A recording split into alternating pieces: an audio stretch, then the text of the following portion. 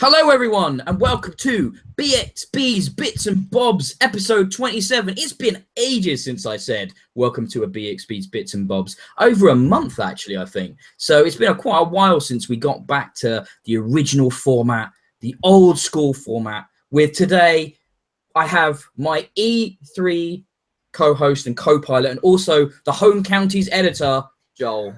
Home Counties editor. Hello.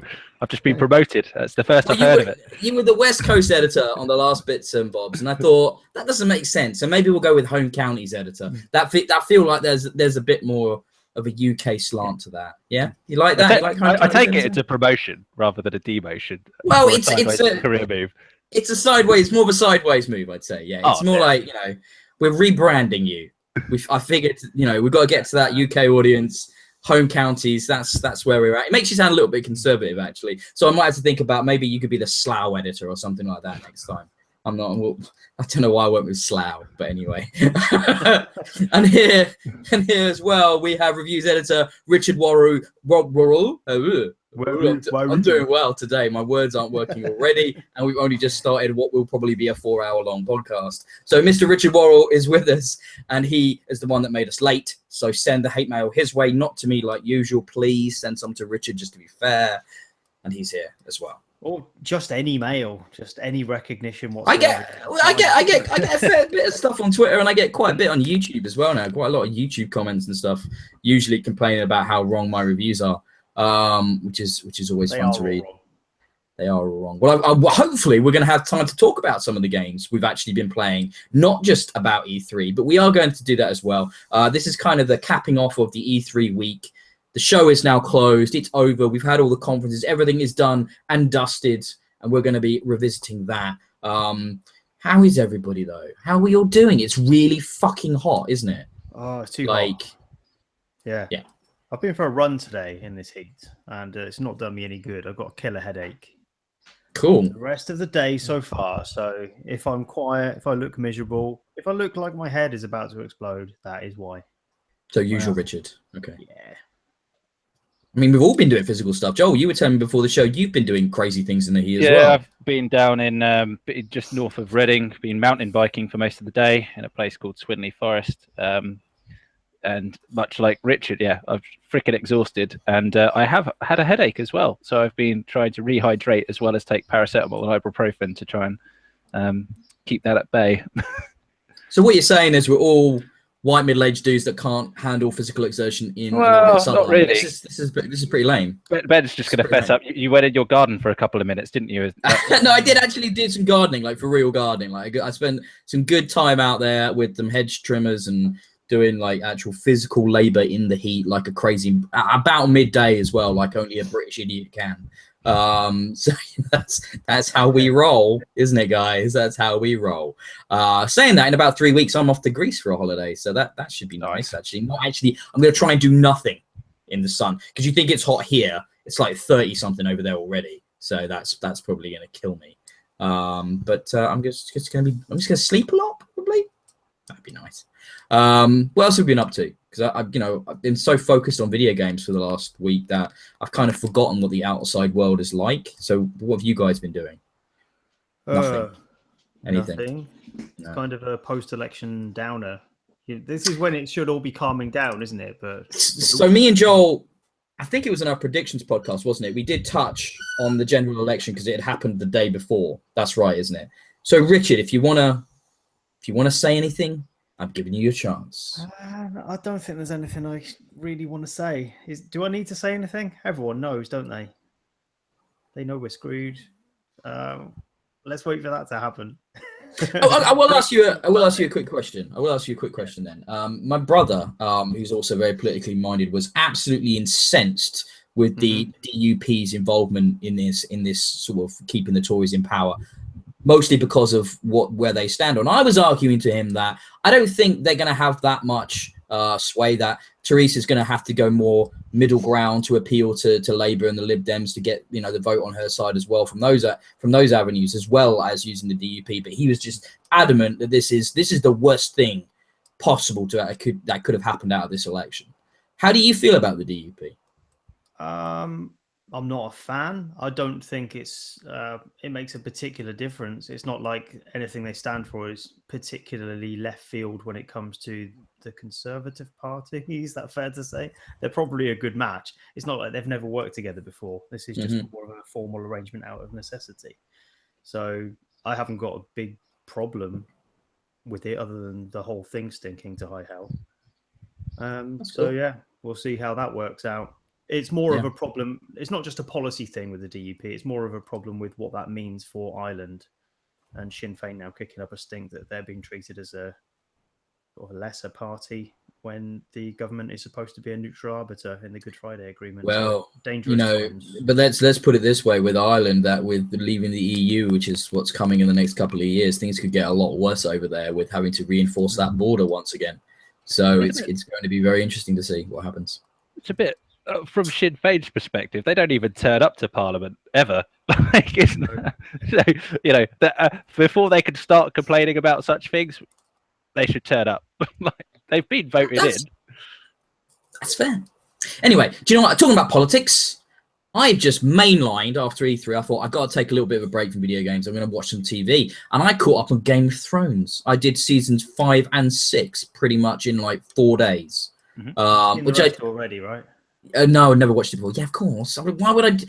Yes, I'll just start at season 5. I'm not insane. But no. I'd seen it. It'd been a long time ago. Sometimes I wouldn't put it past you. Okay. But no, it was excellent, and it's like it's rare that TV makes me want to binge watch like that. I'm actually quite a fan of watching TV on a weekly basis, or at least like no more than one a day. But that I just couldn't stop. I just had to keep going. And now I'm really excited about season 7. Yeah, excellent show. I didn't watch any of it until season 6 finished, I think, and then just binged the lot in a couple of months. Could not stop. So yeah. How about you, Joel? Are you a fan? I've watched it all through several times. I own every series on Blu-ray. What we tend to do is me and my wife will sit down, and before the release of each new season, we'll binge watch the entire lot again, so it's all fresh in our memory. So I've watched it. I've watched most of the first series at least 3 or 4 times through, I think. So yeah, big fan. I really enjoy it. I found the most recent series. They've been a bit of a they've moved at a bit of a faster pace, I guess you could say, than some of the others, and it's certainly getting to some interesting points. I'm looking forward to the next series, which actually starts next month, I think. It does. It's July, middle of July.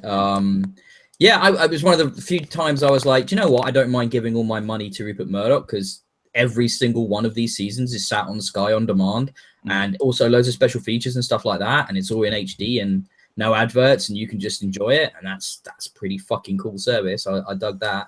Also, yeah, it's just we're not gonna go into talking about it like details or spoilers and all that shit. Just that is some incredible TV, and it's really cool that I remember when the big conflict happened back in season 3, I think it was, with Robb Stark, or maybe even season 2, early days, and they didn't have the money they have now, and they kind of couldn't show anything to do with that war, and now you can see the money on the screen, and the battles that they can depict gets me even more excited for where things are going in season 7 and the final season of season 8. So I think that's really cool that they can afford to do these beautiful, huge scale, but also very personal. That the Battle of the Bastards is one of the coolest depictions of any kind of warfare I've ever seen on TV. Some proper military strategy being used, some real differentiating of the different types of units and stuff like that, and the way different forces would fight each other in those situations. I really dug all that military strategy and stuff like that. I'm an old school RTS gamer. I can't help it. I love all that shit. And nothing annoys me more when you watch shit and it's not like realistic in those sort of settings, and it's just like, oh, fuck off. Those 5 guys on foot would not have a chance against those 10 guys on horseback. So, you put your money on a Total War Game of Thrones edition? Play the crap out of that. Oh, I'd play the crap out of that. That'd be awesome. Yeah, that would be really, really cool. But no, there's meant to be a very good board game of Game of Thrones, I've heard. Joel. I've got it. We got it out one night to play it, and the rule book is like really thick, so we put it away, because it's one of those games where I need to go away and read the rule book and then get everyone over when they understand how the bloody hell to play it. It's meant to be very good though, so yeah, I have got it. I thought you might. I had a feeling. And in one final thing from me that I did do in the last month, which I think is worth mentioning, and I know you've probably both seen it as well. I went to see Wonder Woman. No spoilers. No spoilers. I'm going tomorrow night. You've not seen it. Oh my God. I'm going tomorrow night. So yeah, we have to arrange babysitters and things like that. It's not, one of those things. One of those things. Well, no spoilers. Joel, wasn't going to spoil it anyway. Oh, Richard, you've ruined it. She's quite wonderful. I did think, it's sort of in the, if you're going to rate it against the Marvel films, I'd put it like solidly in the middle area. Like it's easily the best DC film though, like without a shadow of a doubt. Oh wow. By a long.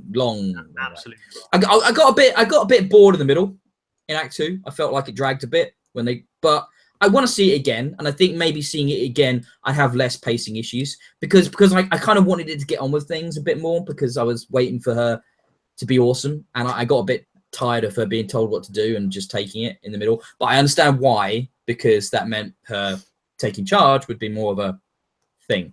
So yeah, really, really cool. Really, really good.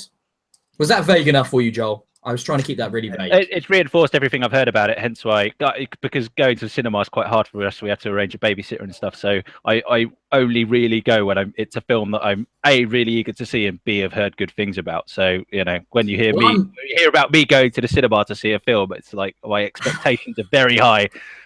I'm just glad it's still in the cinema for you because I really struggled to get a screening for it. And that was like 2 weeks ago.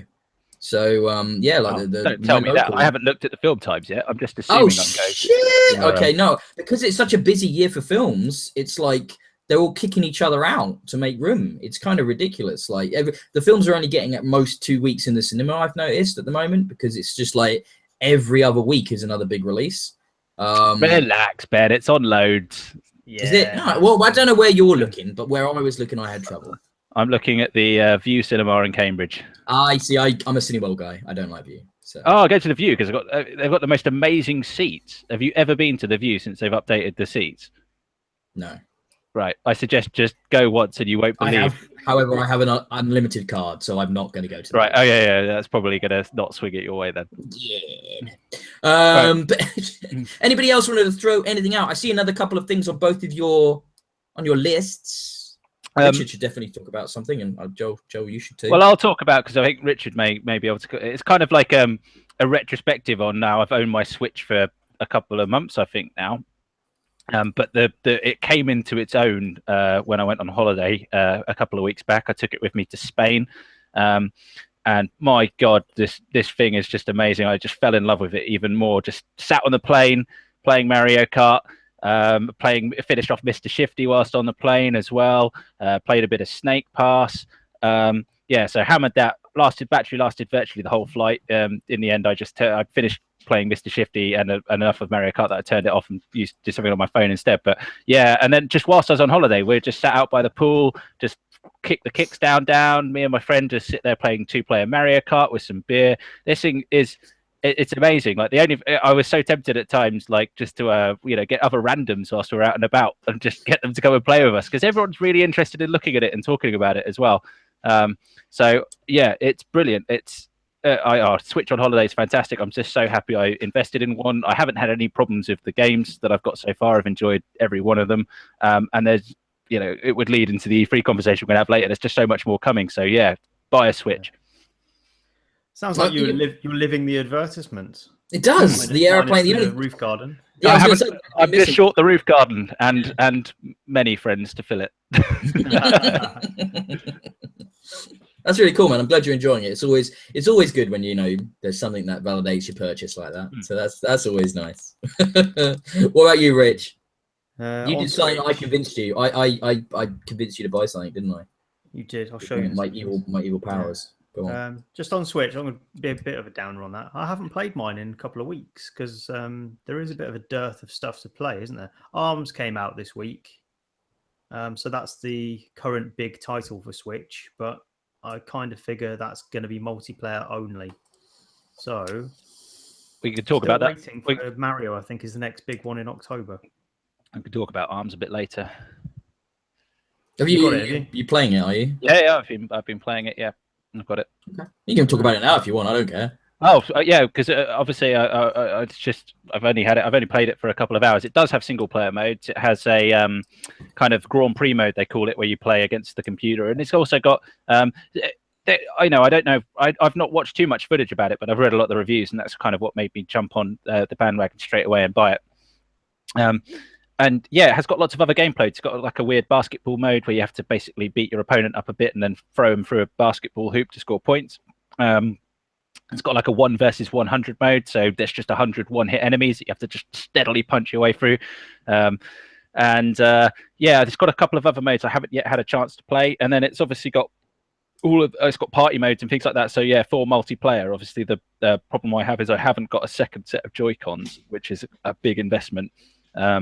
But I'm figuring I will at some point make that, because I've got my little nephews and things, and they'll absolutely love this game. It plays quite fun. It's very easy to pick up, but I think it's easy to pick up and it's easy to play.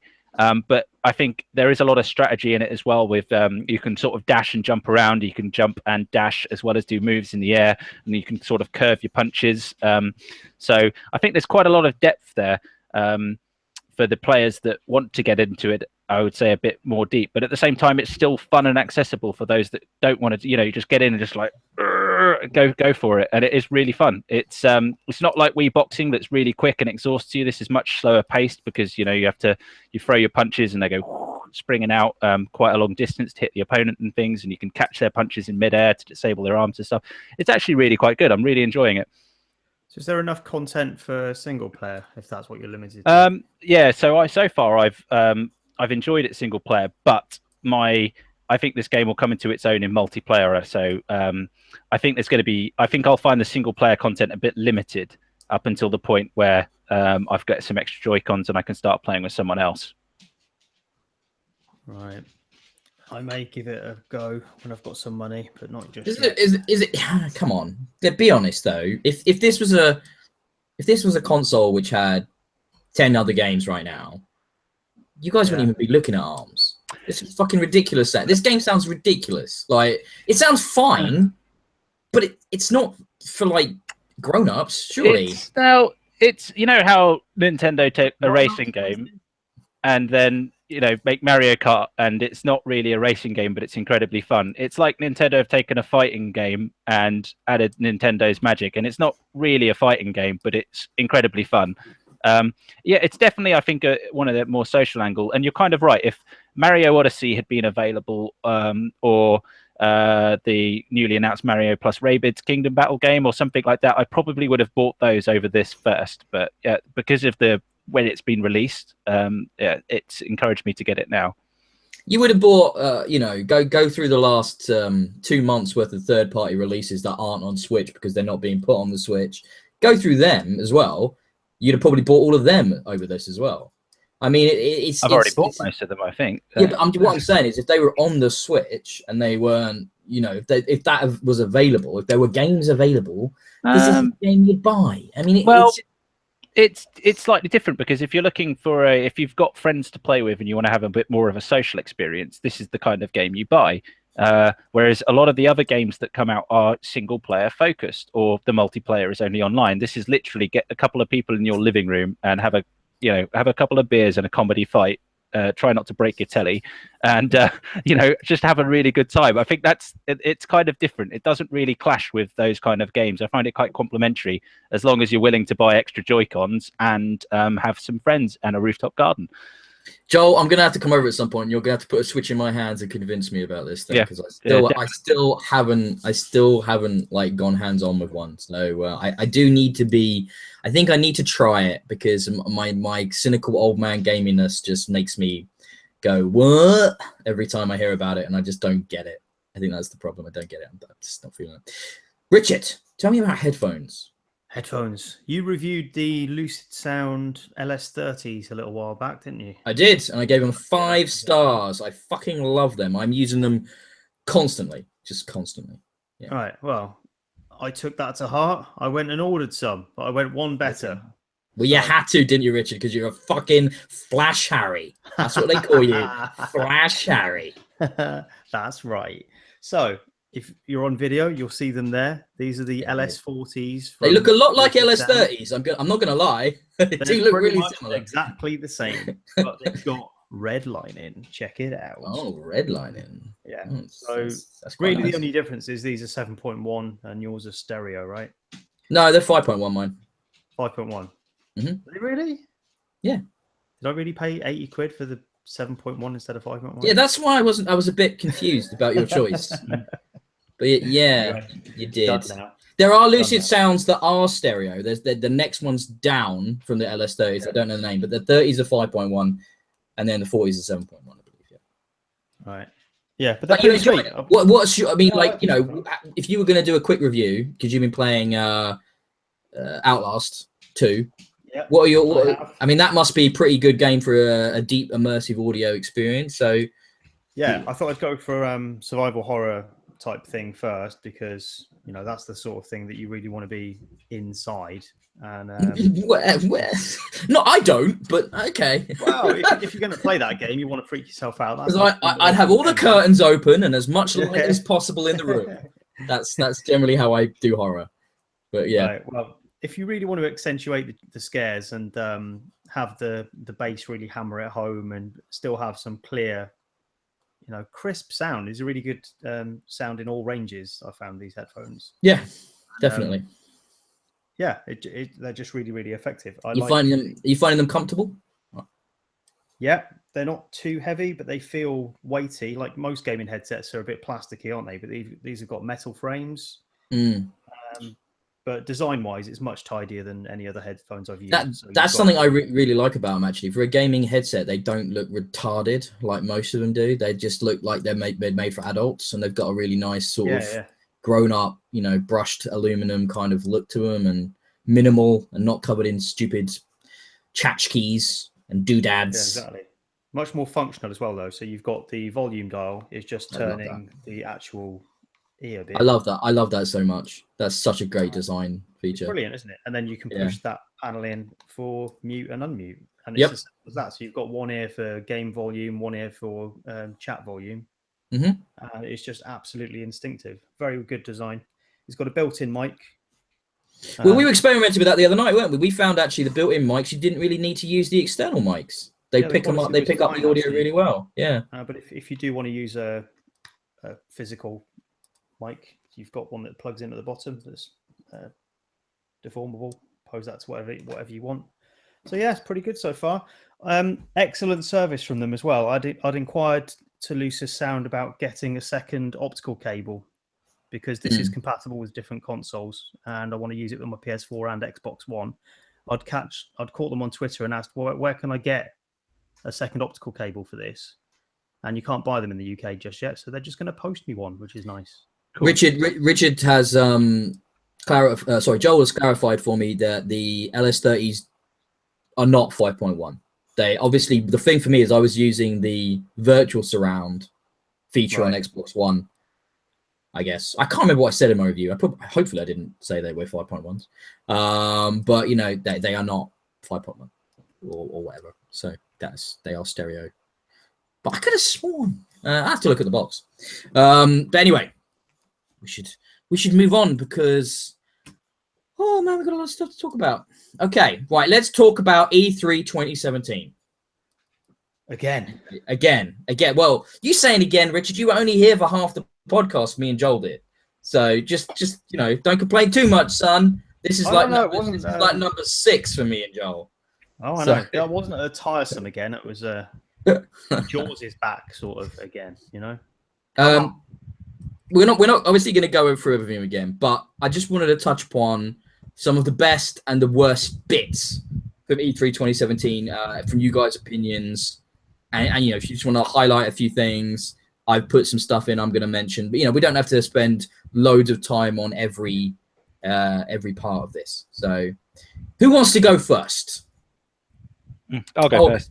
Joel's going first. I'll go first. So, I think my particular highlights that I picked out from all the conferences that I'm quite excited about. First one was from the E3 conference, A Way Out. This is the 2-player couch co-op experience. The game designed specifically for co-op and co-op only. Now, you can play it online or you can play it locally. I think I quite like the idea of that. I'm really looking forward to seeing how the how the game comes. It's obviously plenty of time for it potentially to go wrong, but I think I'm kind of hooked in on the idea of the couch co-op and how you get to play the different characters and how it all plays out. It looks quite good as well, so I'm looking forward to that.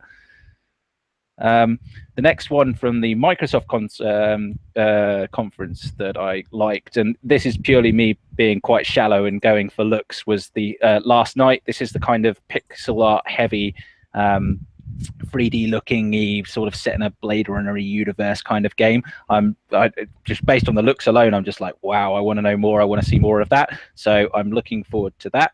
I actually thought that was a new flashback when I saw it. Yeah, full-on flashback aesthetic, isn't it? Got strong flashback vibes from that as well. But yes, yeah, but flashback meets Blade Runner, like cool, just awesome. All that neon, all that pixel art looking like really, really evocative. And yeah, do we know much more about what is it? Straight up adventure game? Are we getting more action out of this? Do we know anything about that, Joel? Has anything been? Sorry, I haven't had a chance to do some deeper research into it yet. Like I said, I've been out all day and work all week, so I haven't had a chance. But yeah, it's just one that's caught my eye. So it was the looker for me. I mean, you mentioned A Way Out as well, and I can't wait to see if that game lives up to the potential of that demo. That to me that's gonna live or die by how well those scenes play out with your buddy on the couch or online, and if there is the level of sort of unique interaction that that incredibly enthusiastic developer touted at the show. So you're talking about good looks though, Joel. You're talking about good looks. And you're not saying the word Anthem, and that leaves me a little bit confused because nothing looked better at E3 2017 than Anthem by BioWare and EA. Nothing looked better than that game. Come on, fight me. It's subjective. It's subjective, obviously, because I thought The Last Night looked genuinely new and refreshing. Anthem was just turn on every lighting possible effect in turn on maximum 4K textures. Let's get all the bump mapping and all that. Yeah, it's sure they've gone down the traditional graphics route, but I think there's much more to graphics than just slapping on all the effects. You're right.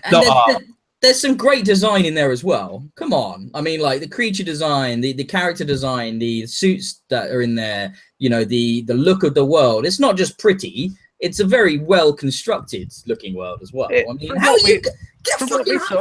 What we saw, it looked good. I'm looking forward to giving Anthem a play. I'm not dismissing it. I'm just saying it wasn't the looker to me of the show. Obviously, you and me look for different things, Ben. I like you. I love a pretty looking pixel art game. However, there have been a lot of pretty pixel art games at this point. There have been a lot of them. And I think Last Night, while it did look very nice, it was very reminiscent of a lot of other games. And that's why I'm curious to see what the gameplay is in there. Because if it is just a left to right, right to left adventure game, clicky, clicky, pointy, pointy, that could be a fairly tried experience, then that neon and that aesthetic won't save it. However, there is more of an exciting, maybe a mixture of adventure and action gameplay in there, that'll be more my jam. I'd be more hyped for that. Do you know what I mean? You are both wrong though about the best looking game, because that was obviously Ori and Will of the Wisps. You didn't put that on the list, but I thought. If we're talking purely about aesthetic, that is easily the best looking. No, I don't know about that. It just looked like the previous Ori. So which was beautiful. Yes, but not like new pretty, just like more pretty. So I need new pretty from E3. That should be a hashtag. Well, hang on, you're bouncing around a bit here then. So Anthem is not new pretty. Anthem is totally new pretty. New world, new design, new characters. Everything about that's new. That's totally new pretty. What are you talking about? The art direction is not new. I mean, it's new for BioWare. I don't know. I think that's fair. It looks great. I'm not saying anything other than that. It looks great, but it's in terms of artistic flair, it doesn't have that. It's just very accomplished at. I think we've now split the hair 3 ways, so we should probably move on to another game. You put this on your list, Joel, but I didn't anticipate getting so excited for a game that would be a mashup of two franchises such as Mario and Rabbids, and I didn't think it would be possible for me to get hyped for that. But oh god, Kingdom Battle looks awesome. I can't wait. You're talking about convincing me to get a Switch. That might do it, because that on the go. Oh yes, XCOM Mario on the go sounds fucking brilliant.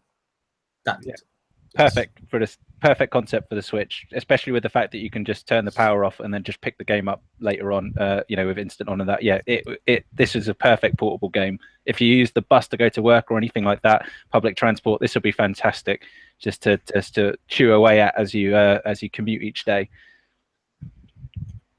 How you feeling about that one, Rich? I'm not sure about it. I've never been a big fan of Rabbids. They're just kind of okay, but it's not a franchise I'm on board with. So yeah, and I have actually actively disliked the Rabbids for a long time, but something about them coupled with Mario and how they're all like dressed up like Mario characters, there's something really charming about that. Yeah, really kind of humorous and silly and whimsical. And yeah, I think what I like about it is just the fact that Nintendo have loosened the reins a little, and it doesn't matter that it's Rabbids. It just matters that it's something other than Mario's usual, very focused direction. It is what Nintendo say it is, and this is something a little bit outside the box. Yeah, totally. This is, I don't know if it deserves to necessarily be on this list in a way, but it did get me very hyped for it, and that's Beyond Good and Evil 2. But considering we saw a CGI trailer that's probably in no way representative of what the final game will be when it comes out in 6 years' time, but I still couldn't not mention it because I'm so happy that's coming and that exists. And Joel, you need to go and play backwards compatible Beyond Good and Evil immediately and see why we're hyped. Yeah, you do. It won't take you long. It's quite a short game. Do you reckon it'll actually ever come out though? Because I'm not convinced. I don't think Ubisoft, after many years of not showing it, I don't think they would have shown it if they didn't have a release window in mind. But they did show it a couple of years back, didn't they? But no, we're going like 3 years ago, and that was they clearly then didn't show it for many subsequent years because they realized, that they blew their load too early there with teasing that was coming. So I think they're out there. They're showing it now with a much more extensive CGI trailer. The previous one was very, very brief. I think they've actually got in mind now what this game is, how this game is going to work. So I said 6 years. I think realistically we're looking at early 2019 to mid 2019, somewhere around there. I don't think it'll be 2018. I don't think it'll be next year, but I think it'll be the year after. If I was betting that, I'd say like Q1 or 2 2019 I would bet on us never seeing it at this point because they in practice they've come out very early again because they've not committed to any platforms. They didn't show anything approaching gameplay. This is just a CG concept. Nothing. But it did look cool, didn't it? Did look very cool. I like the direction they're going in. If something comes of it, but I'm just. Do you know the weird vibe I got from it? In that same slightly worried sense that you were talking, it might never come out. I got that slightly reminiscent to Prey 2 vibe from that trailer. Like, I really want to play that, but it might never exist. So yeah, I just start thinking about Prey 2. It's like and that didn't. That would have been so good. Could have been so good. Who put down the South Park mobile game? Me. I put that down mostly because it was. We all knew about the fractured but whole, and obviously it's obvious delays and stuff, but it still looks fantastic. Really looking forward to that. It just completely threw me off. Like, we've got the fractured but whole, but here's Phone Destroyer as well. It's just like, oh my god, that looks just another fun South Park game on my phone, so I can take it out with me and things. That's going to be great. So yeah, that kind of caught me a bit by surprise. I'm a big South Park fan, so yeah, looking forward to that. Do we know? I mean, from the video, it's obviously free to play, microtransaction supported, that kind of thing. I'm just assuming it might not be, I guess, but it looked like that kind of game. Do we know anything about what the game is going to be? Because it looked like the combat from the first South Park game a bit, turn-based, possibly like sort of strategy, tower defense-y-ish, something like that. Maybe card collecting game, possibly. Any ideas? No. I've not had a chance to do further research since E3, so I want to find out more. I'm frantically Googling it live now, but if you go to the page, it just comes up with a, wow, you broke the internet. So Ubisoft are having some big difficulties with their server at the moment. Oh, really? Yeah. Yeah, what a surprise. Ubisoft technical problems with their server. Never heard of that one before. God. I remember not being able to play an Assassin's Creed game for like 2 weeks because of that. So, yeah, they're shit. They're back in. But, right. Neither of you mentioned this. Actually, to be honest, interestingly, nobody mentioned really anything from PlayStation when they were writing this stuff down from you guys. And I think I'll mention it now. I think one of my biggest disappointments of E3 2017 was PlayStation. I thought that whole conference was really flat. However, I do want to draw attention to Detroit Become Human, because it's Quantic Dream. It was the high point of the show. I think Mr. Cage will always create something interesting, not necessarily good, not necessarily bad, but definitely interesting. And from what I've been listening to about people playing it and getting hands-on with it over the show, it's definitely David Cage. It's definitely weird.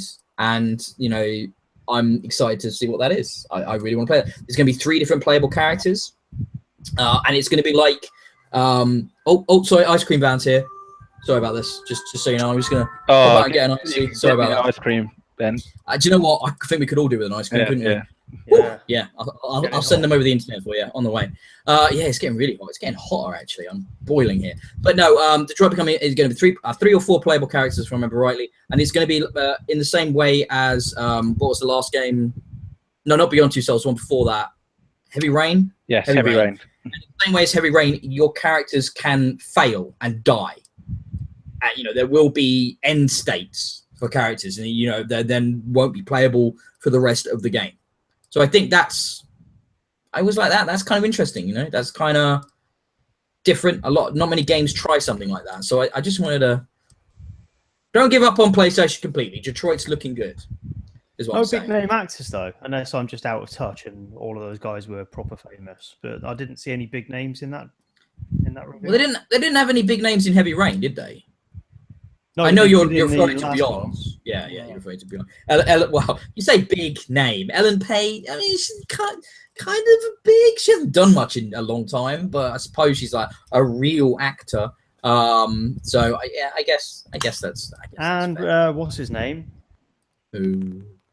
Defeated my own argument. Oh, was it Willem Dafoe? That's him. Yeah, it was Willem Dafoe, wasn't it? In Beyond, yeah. Well, he's a good actor. Yeah.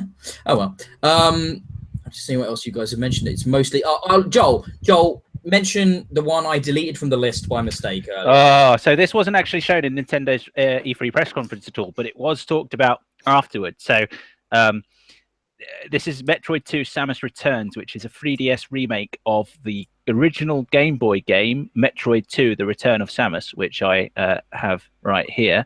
This is one of my favorite Game Boy games ever made. This is superb. The audio is fantastic. The gameplay is brilliant. It sees you travel to the planet Zebes, I think. I may be wrong. Let me. The planet's called like SR something. It's the actual planet where the Metroids come from, and the only thing you have to do in a game, I think I can't remember exact no total, but there's 100 Metroids on the planet, and you just have to search the entire planet and kill them all. But Metroids have different forms. They can evolve. So you get Alpha Metroids, Gamma Metroids, Beta Metroids, and stuff. And this is obviously what the ending of this game leads into the intro for Super Metroid on the SNES, which is another fantastic game. So yeah, I'm really kind of hyped for this remake. Looks fantastic. They've sort of added some new dynamics to gameplay. It's going to sort of you've got some sort of block moves and deflection moves for enemies and stuff like this. So yeah, this is. I can't believe they didn't show it in their press conference. I guess that if they'd done that alongside the showing of the Metroid Prime 4 logo, it might have all been a bit too much Metroid. But yeah, this is good. Well, it might have made sense since they didn't actually show any Metroid. Yeah, I was going to say, it would have been an excuse for them to, show something of substance alongside the logo. But silly choice, I think. Well, in their 30 minutes of video. I don't think we mentioned this when we talked about Nintendo. I'm going to put this in one of my worst moments, at least weirdest. What the fuck was Reggie spewing at the start of that Treehouse thing? He started like just a soliloquy about gaming and being with people and how amazing it was. It was almost like he'd written it, just use it. He'd come up with a simple thing and then just use a thesaurus to replace as many words as possible with things with over 3 syllables. And it just came out like gobbledygook. And it was like, who the fuck wrote that? And he's delivering it with such like emphasis and passion, and it just came across as disingenuous bullshit. You know, so it's just like, that was weird, man. I normally think Reggie's cool and kind of down with it, but that just felt like highbrow for the sake of it. Do you know what I mean? Yeah. I don't think I saw that bit. It was very strange. I missed very much. No, it was pretty. Reggie can be a bit weird sometimes. It's certainly not the first time he's just come out and spewed some stuff where you're left in it just thinking, what? What was that? Yeah, that was kind of a head-scratching moment for me. Very, very strange. I want to throw Wolfenstein 2, the new Colossus. I've seen quite a bit more of that since the conference. Yeah, and then the more I've seen about it and the more I've been reading people's hands on, the fact that the demo is BJ in a wheelchair. So there's wheelchair. Just like, you fucking guys at Machine Games, you are crazy European nutters. The fact that, you've gone, all right, we won't just be in a cutscene. The guy's like still recovering from the massive amounts of injuries because the game starts pretty much straight after the end of the first one. So there's going to be a whole sequence at the start of the game where he's fighting in a wheelchair. This shit is, it's a better start to the game than the first one had. That's put it that way. Because that was the worst part of the whole game, was the beginning of the first one. It's a fair concession to the fact that by all rights he should be dead by now. It's actually acknowledging the fact that this guy has been through a lot of real heavy shit. And yeah, it just sounds wild. And there's going to also be the ability, you're going to be able to make that decision that you made in the first one at the beginning of the second one, and they are splitting the stories again so that you can, continue down that path. I'm being careful because Joel hasn't played it, if you were wondering, Richard. But yeah, that's cool that you're going to be able to commit once again to the split path storytelling thing that they did in the first game, which is like, hello, let's just make the game twice as big for us to develop. I kind of dig that they give themselves that kind of work to do. You know what? I remember loving the game, but I can't remember what that split choice thing was. Well, you get to choose between 2 characters, one of which will live. Will die. Yes, I remember. And then you get really different missions and really different game with different side characters and everything. Like, that was very well done. It's fucking genius, man. And it's also really encourages, a replay, which I still haven't done. And I might do before the game comes out again, the second one, which isn't that far away, actually. So I have to hurry up on that. Okay. I did do both playthroughs, and it's worth doing both. Oh, okay. I'm going to do that then. Yes. I need to do Evil Within as well, before Evil Within 2. Right. Metro Exodus. Is this but not on either of your lists because neither of you have played the Metro games? I know Joel hasn't. We talked about it. But Richard, have you not played them either? No, actually, this should be on my list because I really like the Metro games. Good. I'm glad I'm not the only one. I finished the first Metro, I think, 3 times. Damn. Yeah. Wow. You really liked it. Yeah. I finished the second one maybe 1.5 times. So I've got it on 2 platforms. But yeah, good series. The really interesting way, Joel, Metro encourages replayability is there's like a normal and a hard mode, a normal kind of hard mode for people that are used to shooters. But they also do like a simulation mode where, you have to think about, you wear a gas mask a lot in this game. You have to think about filters and you have to think about like, is it permadeath, Richard? I'm trying to remember. I think there's permadeath in there, and there's like a whole mechanic to do with durability and stuff like that. So you have to really, and your guns can jam, and you have to fix them and stuff if you play it on this sim mode. So they're crazy Russian developers looking at a shooter. It's such a different type of first-person shooter. Yeah, I highly recommend you play them. They're also, the ones on Xbox One are really nice versions of the games, so I highly recommend. Yeah, and they're really cheap as well. They come up really cheap all the time. So well, there's a summer sale just around the corner, I believe, on Xbox. So I half expect pretty much every game shown at E3 that's got a sequel coming will probably be sold at a reduced price. Yeah. I would think. In the summer sales. That might be a really good time to pick this shit up. Yeah, Metro's awesome. It's got that morality system as well, isn't it? Although it's slightly... Yes, it does. So there are, it's not just shooty stuff. There are encounters with NPCs, and you walk through like little villages that are underground in the metro, and talk to different people, do different stuff, do side quests for people. Yeah, because there's the whole. Do you want to side with the Nazis? Do you want to side with the extreme right or the extreme left? And there's all this kind of politics in there. And yeah, but it's done in quite a subtle way, isn't it? So you don't get any on-screen prompts. Do you want to do the good thing or the bad thing? Mm. And so, Exodus, break the spell. Exodus, semi-open world. They've said it's not fully open world. It's going to be much bigger environments, though. And they've said that what you saw in the footage will be in the game. It's target at the moment, but that level is in there, just minus the HUD. Basically, they took the HUD off for the thing, and that it will look as good as that, and that kind of interactivity is going to be in there. The train you see in there will be like your mobile base that's going to move around the world with you. It sounds brilliant, and it's RTM again. And there's this crazy thing that's happened with Metro. Right? The original Metro is based on a book. Metro came out, the first Metro game came out, and then they did Last Light, and then the author then subsequently wrote a new book that span off from Last Light, and therefore made Last Light's events canon within the universe of the novels. So it's kind of this thing where book inspires game, inspires book, inspires game. So it's brilliantly integrated into the world now. It's all kind of canon and consistent and considered like legit by the author, which is really awesome. I love all this stuff. And it seems to be this thing from Europe and Eastern Europe and Russia. We get all these cool games based on books. We don't seem to get that in the West. We've got The Witcher and Metro, two great examples of these amazing properties that are unique and different and weird, based on these books from that part of the world. But what was the last big AAA Western game you can remember that was based on a novel that was actually decent? Witcher?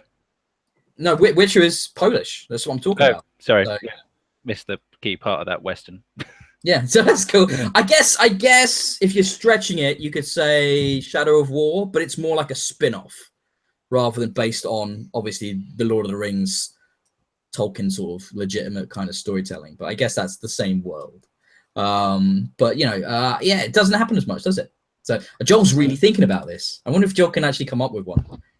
It'd be cool if he can. He's gone to the library. I've gone to the library. Carry on. I'll see if I can. Carry on. We'll come back to Joel if he can think of one. And the last one I wanted to mention from the show that I really enjoyed was Need for Speed Payback. Again, I didn't think this was going to be anything noteworthy, but the fact that they've lent so heavily into that kind of Fast and Furious family heist, action heist car movie thing that franchise has brought us, that has me hyped. That has me excited to see what their game is and if it's as cool as it possibly could be. Plus takedowns, man, like Burnout. How can you not be hyped for that? Richard, come on. You're a Fast and Furious fan like me. You must be pumped for this. I am quite excited. I thought they were going to bury it because they announced this a couple of weeks before E3. And that's sometimes because it's going to get lost in the melee of E3 itself. I'll just announce it before it gets too buried alongside everything else. But actually seeing it was front and center of the conference, wasn't it, when it was shown? And looked quite good. Different spin for the series, less dry than it usually is. And excited. Looking forward to that. I will say this, guys, as you're listening, the three of us are starting to struggle. We are all very hot. It's all becoming very uncomfortable. And I can tell from the glazed look in my co-host's eyes that things are starting to become a little bit more difficult. And from the sweat pouring off my ears under my headphones, I can tell you this is tricky. But we're gonna soldier on, and we're gonna try and keep the energy high. We're gonna keep the energy high. Yeah, I'm gonna have an argument with Richard now because he didn't like Crackdown 3 at the show. No, I thought it looked boring. And I'm a big Crackdown fan. I love the first two. And that's contentious because no one liked Crackdown 2, did they? But no. I played that to death, and I'm well up for a new Crackdown regardless. But after what we saw a couple of years ago with the, when they were still knocking around that lie about cloud computing and how it was going to make gaming look amazing on Xbox One, I don't think they've ever done anything with that. And it seems as if they've binned it from Crackdown 3 as well now. Well, okay. The main feature of that was going to be deformable terrain and destructible architecture, which we didn't see anything of at this E3. No, because they're showing single player, Richard. And that's why. What they're saying, right, so there's been a lot more footage of this with hands-on of gameplay. There was a timed demo for everybody to try and beat each other's scores basically at the game. And I've seen the whole thing basically as a video. It's a little bit visually underwhelming at first because you're like, oh, this just looks a lot like Crackdown. And I said this when post-conference, but when you start to see everything explode and how physics interactable everything in the environment is, every vehicle, every person, you kind of realize, right, the computing and the fidelity is being used in other ways here. We might still have that cel-shaded look, but what's going on in the environment is very impressive. There is a lot of explosions in that demo, like things just blowing up everywhere. And like I said, because it's single player, what we're seeing, they don't have the destructible environment in that because their thinking being, if you can blow up the whole city, how the fuck are you going to do quests and go to do missions and be able to reach those parts of the environment? So that makes sense. Yeah, but, so the destructibility is just in the multiplayer, supposedly. But I think it is telling, Richard, that they didn't show it. So I feel like it might suddenly disappear. This is the thing. I mean, it's very well saying that, well, they only showed single player, but this was a show where they brought out their new console, and that should be one of the biggest proponents of what their new console can do. And they didn't show the key feature. So, what do you think, Joel? You look like you're deep in thought about this, almost pensive. I'm impartial. I've not played any of the Crackdown games. It didn't jump out at me from the show reel. I must confess. It kind of just looked like, again, a kind of game I'd pass up unless someone said, you've got to play Crackdown. So I will probably wait to find out more. Joel. It's stunning in co-op. What is weird to me, right? The original Crackdown was given away in Games with Gold on 360 and still not back compat. So hopefully back compat or OG Crackdown will show up soon. Yeah. And then we can introduce you to it, Joel, because it is a blast in co-op. So much fun. Okay, so I mentioned the PlayStation conference being shit. Did either of you want to dive into that anymore, or should I mention my other thing that I really didn't like? No, I mentioned your other thing. There's anything else to say on PlayStation? It was a letdown. Even the finish, Spider-Man looked just kind of okay, didn't it? The thing for me, the more I've thought about it, the lack of developers there is really what's annoying me the most. That is just a bunch of it was Andrew House, one of those Sony guys. I can't remember who it was. Dude in a suit looking like a twat on the stage, basically going, "Look at all this awesome we've got," and then not a single developer, not a single one was there to show off their game, as if Sony are taking credit for everything. And I don't like that. I don't like the fact that they're not acknowledging that these huge teams have worked their asses off to make those properties for them. I think that just feels bullshit to me. Didn't like that. The other big problem for me, all right, Xbox One X price. There you go. Biggest, worst letdown moment of the show for me is the Xbox One X being $450 in the UK. You fucked up, Microsoft. You fucked up. No, you can't blame them. That's Brexit prices. All right, $499 US. You fucked up. You fucked up. You know, same sentiments. All right, so I've been reading a little bit about other people's general opinions and stuff on this. I'm kind of a bit over it now. The general consensus is for the hardware you're getting inside that console, you cannot get anywhere near to that cost building a PC that would match its power. So what you're getting for that amount of money is actually very impressive. So I'm kind of a little bit over it now. I will probably try and pre-order one at $450 when I can, mainly because I have a horrible fear that the pound's going to crash a bit further and it'll only get more expensive. But yeah, you are getting a lot of power if you have a 4K TV and you want to play games as best as possible. Then this is what you're going to have to do. Joel, console games. You don't have a 4K TV, Joel. Do you know what I mean? Like you do, you personally, but the vast majority of people, they don't. So they're going to have to buy the TV and the console, right? And I've read about 3 interviews with Phil Spencer and listened to a couple more since this announcement. And I agree with you. But we are I would say, the over-immersed sort of enthusiast press types, right? We know all the video games. We know about all the specs. We know about the ins and outs. We've read all the interviews. We know we have all the information. We read the Eurogamer teardown of the system. We know all of that, right? But the average consumer, they don't know shit. They don't know any of that. They don't listen to this podcast, right? So we're preaching to the converted. We're preaching to the people. We're talking right now to the people that are always going to buy it, right? But They're not the people. Microsoft needs to win. They're not the ones. This isn't their mass market device, though, is it? I mean, all right, yeah. If we had some information on how PS4 Pro is sold, because that's a similar market that it's going for, presumably. 350 quid is not cheap for a console. No, it's not, though, because Phil has said in multiple interviews, he compares the Xbox One S to the Pro. That's how he sees them. He sees those as comparable devices. And the X is going to be is above that. Is this pro-level, high-end piece of hardware that they've said as well. They project the Xbox One S will next year outsell the X, you know, and will still be the top-selling SKU into 2019, right? So what's their goal here? There are similarities between the Pro and the S. All of this is true. There are advantages that the S has got over the Pro. But from Sony's perspective, they would say that their Pro is top-tier, sort of premium device, isn't it? And it's not their mass market leader. However, they can't. However they spin it now, though. However they spin it now, they can't compare it to the X, can they? The tech deficit is way too much. They can't even pretend that it's on the same level. Well, exactly, and that's why the Xbox One X needed to be what it is. I mean, what was your reaction to the Pro when it was finally revealed? To me, it was not what they said it was going to be. I thought it was a massive compromise, and I've got one, and it's okay.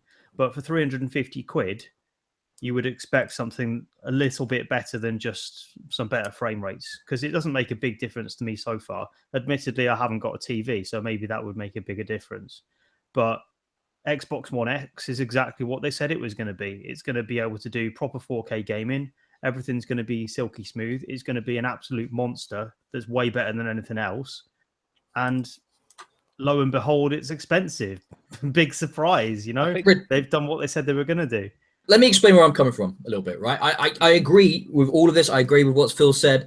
He's a very even-handed individual. I just think I'm a kind of competitive person, right? And I don't see the point in being in this race unless you want to win it. And what they've said here isn't going to win it. If Jay Allard was still in charge, you know, if we still had Robbie back there, if we, you know, even fucking Don Matrick, they would want to win this race. However, Phil seems happy to outsell where they're at with the previous generation, you know? That's great. I don't get that, though, because if they're not, it's not like people are going to primarily develop for the X, the multi-platform developers. They will develop primarily at the Pro's level, and then that's where we're going to be locked at, because they're not going to have the units in people's hands to make the X the primary console development platform. You know, however much they tout how easy it is to 4K a fire game and stuff like this, you'll get the checkerboarded 4K. You won't get the native 4K. You'll get what the Pro can do. I reckon you will, mate, but bear in mind, this is going to be cross-buy stuff with PC, isn't it? So it's going to be proper 4K on PC. The Xbox One X will just run pretty much the PC version. What were you going to say, John? Well, I was just going to say it's a bit hard to say that's going to be how it is at the minute. We have to wait and see. Microsoft will have at least better experience in scaling games across different hardware specifications because of their grassroots in PC. And if they can do a lot of that for developers for free and their APIs under the skin, so they already have sort of dynamic resolutions, don't they? The frame buffers can change size depending on the load of the game and things like this. They will use checkerboarding. Phil Spencer said before that you know they can't get away from it, that they'll just be able to do 4K with less stars. The PS4 Pro is what he quoted, to quote him. The only other thing is, regardless of all of that, I mean, we're all kind of in agreement about the price, the hardware, what you're getting for the value. They just failed to communicate that, I think, strongly in the presentation. The way that the price was shunted in there. Now, if they had shown off I think if they just showed off a bit more of the games that would support the graphics capability and things like that, it may have reinforced their message and not shied away from the price. I think it was just the way they presented it that, you know, everyone was... Go on. I think it's even more basic than that. Having it at the end and delivered in a slightly ashamed way, instead of, right, you've done that bit at the top of the show where they announced the X, they talked about how amazing it was, and then you go, and it's only $499. Here are the fucking games. If you sell it like that, instead of at the end, here's some games that, oh yeah, it's $499. You know, it makes you sound like you don't believe that that's where it should be. You know, so it's just a case of, I think their running order was a bit stupid. you know, and I think that would have made people stand up and be like a bit more accepting of it. And, you know, it's weird. I agree with everything here. And the only reason I talk about this in the same the passion I use here is because I want them to win. You know, I'm an Xbox guy from way back. I want them to fucking win. And if they don't get a bit more bullish out there and a little bit more competitive, they're never going to fucking win. You know? I don't know. I think that they've played it as well as they could. Having the price at the end makes sense to me, because you don't want to be in a situation where you open a show, you put people off with a ridiculous price before telling them why it is that. But that's the point. If you put it at the end, it makes it sound ridiculous. If you put it at the top and act like it's no big deal, then people won't think it's a big deal. No, they will. It is a big deal. It's nearly 500 quid. So, you know, regardless of how they play that, it is a big deal to a lot of people. Yeah, but that's cheap, Richard. What if you were buying a high-end PC? Wouldn't you be spending $1,000? Yeah. Well, I was going to make a similar point that they run their Surface Pro line along similar ethos, don't they? So Pro is really expensive. For what it is, you could probably get something of a similar spec for a lot less money. But the engineering in a Surface Pro and the design of it is such that it's a premium, desirable product. And it's a successful product. People do pay over the top money for them because they're good.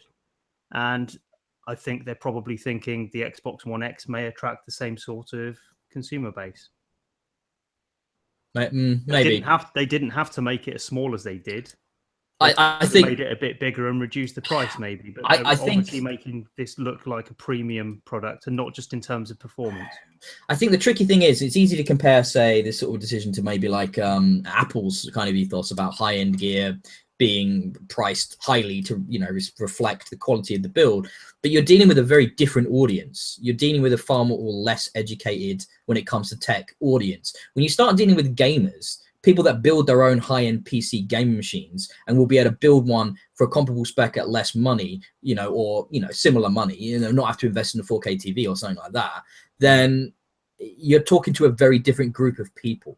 And I think it's much more harder to pull the wool over the eyes of the tech-savvy gamer than it is the person who just wants a new phone, for example. If you spin that around a bit, though, and if you imagine going into a shop and those uneducated people are going to go and buy a console, they're not going to be convinced into buying an Xbox One X because of how it did or didn't get sold on an E3 show. Makes no difference to them whatsoever.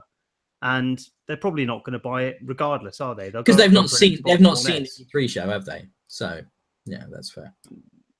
Whether or not it appeals to a mass market is irrelevant. They don't know about it anyway. I guess for me, what it comes down to is I want to see the games. You know, I would quite like to see the S phased out and that the X becomes the primary development. And that's, you know, we're going to get 4K and we're going to have 4K exclusives. And we're going to get 4K amazing shit. We're going to get all this power and it's going to be used in interesting, innovative ways. And that's why this mid-generational recycle of the hardware, which I think will be the norm going forward, isn't great for, you know, it holds back the innovation. But it's like you've only got to look at the app. It's the Apple model, isn't it? It's the same thing, and it's just like, right, okay, iterative evolution rather than revolution, and it's kind of a bit of a bummer. But hey, Will's Anthem still looks great, so I'm hyped to play that at the end of next year, probably the year after. But I think at that we should end our talk on E3, unless you guys have got any final thoughts or things you wanted to throw out there before we close the book on E3 2017.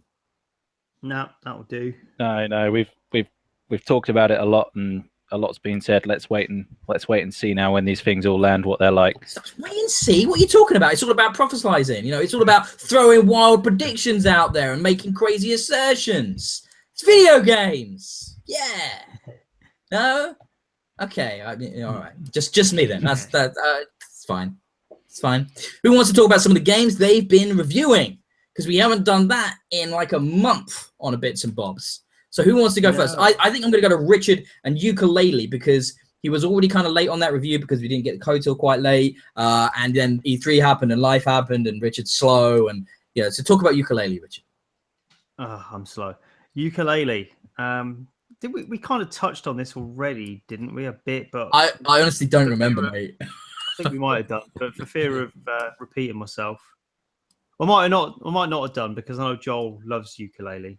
He's talked about it. He's talked about it, yeah. And he hasn't had a heart attack, at my opinion on it. So maybe we haven't gone into it in too much depth. I didn't like it. I thought it was cack. And that's coming from someone who really, really enjoyed the Banjo-Kazooie games. I think my main problem with this is it's exactly what they said it was going to be. And that's not what I want in 2017. It's quite a cynical thing to do what they've done, but I can understand why they've done it. That's the nature of Kickstarter, I guess. Only games that appeal to nostalgia seem to do well on Kickstarter. And they promised that they bring back something that everybody loved from 10, 15 years ago. And that's kind of what they've done without any variation or recognition of things that have happened since. And it suffers for it. So everything feels as if it's just been reskinned. It's just Banjo-Kazooie with some new characters on that don't really have any appeal. I much preferred the previous characters. The worlds themselves feel almost too big and barren at the same time, without any sort of direction in terms of the flow of your travel through them. It's all kind of scattershot with puzzles and characters just plonked onto a map almost randomly. The usual Banjo-Kazooie thing of collecting stuff is obviously there, and you collect stuff and then you collect more stuff, and someone says something funny in a garbled cartoon voice and then you collect something else, and it just gets really old really quickly. I don't know. I wonder how many people there are that really liked the idea of it and then just when faced with the reality were incredibly disappointed, because that's where I am with it. Have you played it yet, Joel? No, it's on my backlog list. I'm gonna go. I'm waiting to play it with a special friend of mine. So yeah, I'll wait and see. I'll see if I can come back and say, "Oh, Richard, you're wrong," or if I agree with you. So even stuff as simple as cameras. We've fixed cameras by now. Early 3D platformers, they were renowned for terrible camera work, and that's still in this. The camera physically gets stuck behind things, and I can't remember the last time that happened in a game. There really is no excuse for it, even if you're looking for a nostalgic rehash of a 15-year-old game. That sort of stuff should be fixed by now. Not impressed. Okay. Well, make sure you guys head over to bxbgames.co.uk to check out Richard's full review. So Joel also playing 3D platform game, but a different one, which you liked maybe a little bit more than Richard liked Yooka-Laylee, which is Skylar and Plux. So yeah, Skylar and Plux Adventure on Clover Island. Is that why Yooka-Laylee sucked? It didn't have a subtitle. No, this is a kind of game where when I'm reviewing it, when I'm reviewing a game, I kind of take on two perspectives. I kind of try and think about, what's the player? Is a player going to sit down and enjoy this? This is a fun game. Is it enjoyable? And also I try and think about what the developer was, trying to do, and did it meet the developer's vision of what they wanted to deliver and achieve? So this game, if I focus more on the kind of what the developer was wanting to achieve, I think what you read from the name almost immediately is you look at Skylar and Plux and you think, these two kind of witty it's going to be a Banjo-Kazooie kind of style relationship. We're talking about a 3D platform game. We've got these two main characters in it. You're going to be going around. They're going to be helping each other. You're going to be learning stuff and moves. That's kind of what it makes you think. It's not like that at all. Literally, like Plux, who is the little owl that sits on your shoulder throughout, is literally there for what I could assert is no purpose whatsoever. He simply, when you land on this planet, he is there, and he's just like, aha, and then follows you around, and every now and again talks a bit. It just seems so peripheral. It just doesn't even need to be there. And as you go through, you do learn some moves. You get some new items. You get a jetpack that helps you jump a bit, but it isn't really for much now. So when I'm looking at it, I'm thinking that the developers, when they set off down this path of making this game, they had this kind of grand expectations about kind of, making a game that's similar to that, but in their own vein, telling their own story with their own enemies and kind of witty comedy and this kind of stuff. And they've missed the mark massively on it. So there's that aspect. The actual game itself, it's a linear platformer. It feels kind of amateurish, but the development team I don't think are particularly huge. So I try and let slip a few things. I said the controls just felt really awkward. The animation's quite poor. Jumping felt in some places unnecessarily harder than it needed to be. Certainly lacked a bit of polish. It's quite short. There were only kind of 3 levels to explore. The first one's kind of rather reasonably big, and then the second 2 are actually quite small, almost as if you know, they wanted it to be all over a bit quickly. It's got some puzzles in it, but they're all very thoughtless puzzles, really. So yeah, it looks kind of nice. It's got a few performance problems, but there are some kind of big opening, you know, big open areas. It suffers also a bit from a kind of heavy reuse of assets in the game, I would say. So yeah, that's kind of my opinion. If you're looking for a short, kind of very easy to play platformer with some kind of finicky controls, then you probably might enjoy this. Ooh, finicky controls.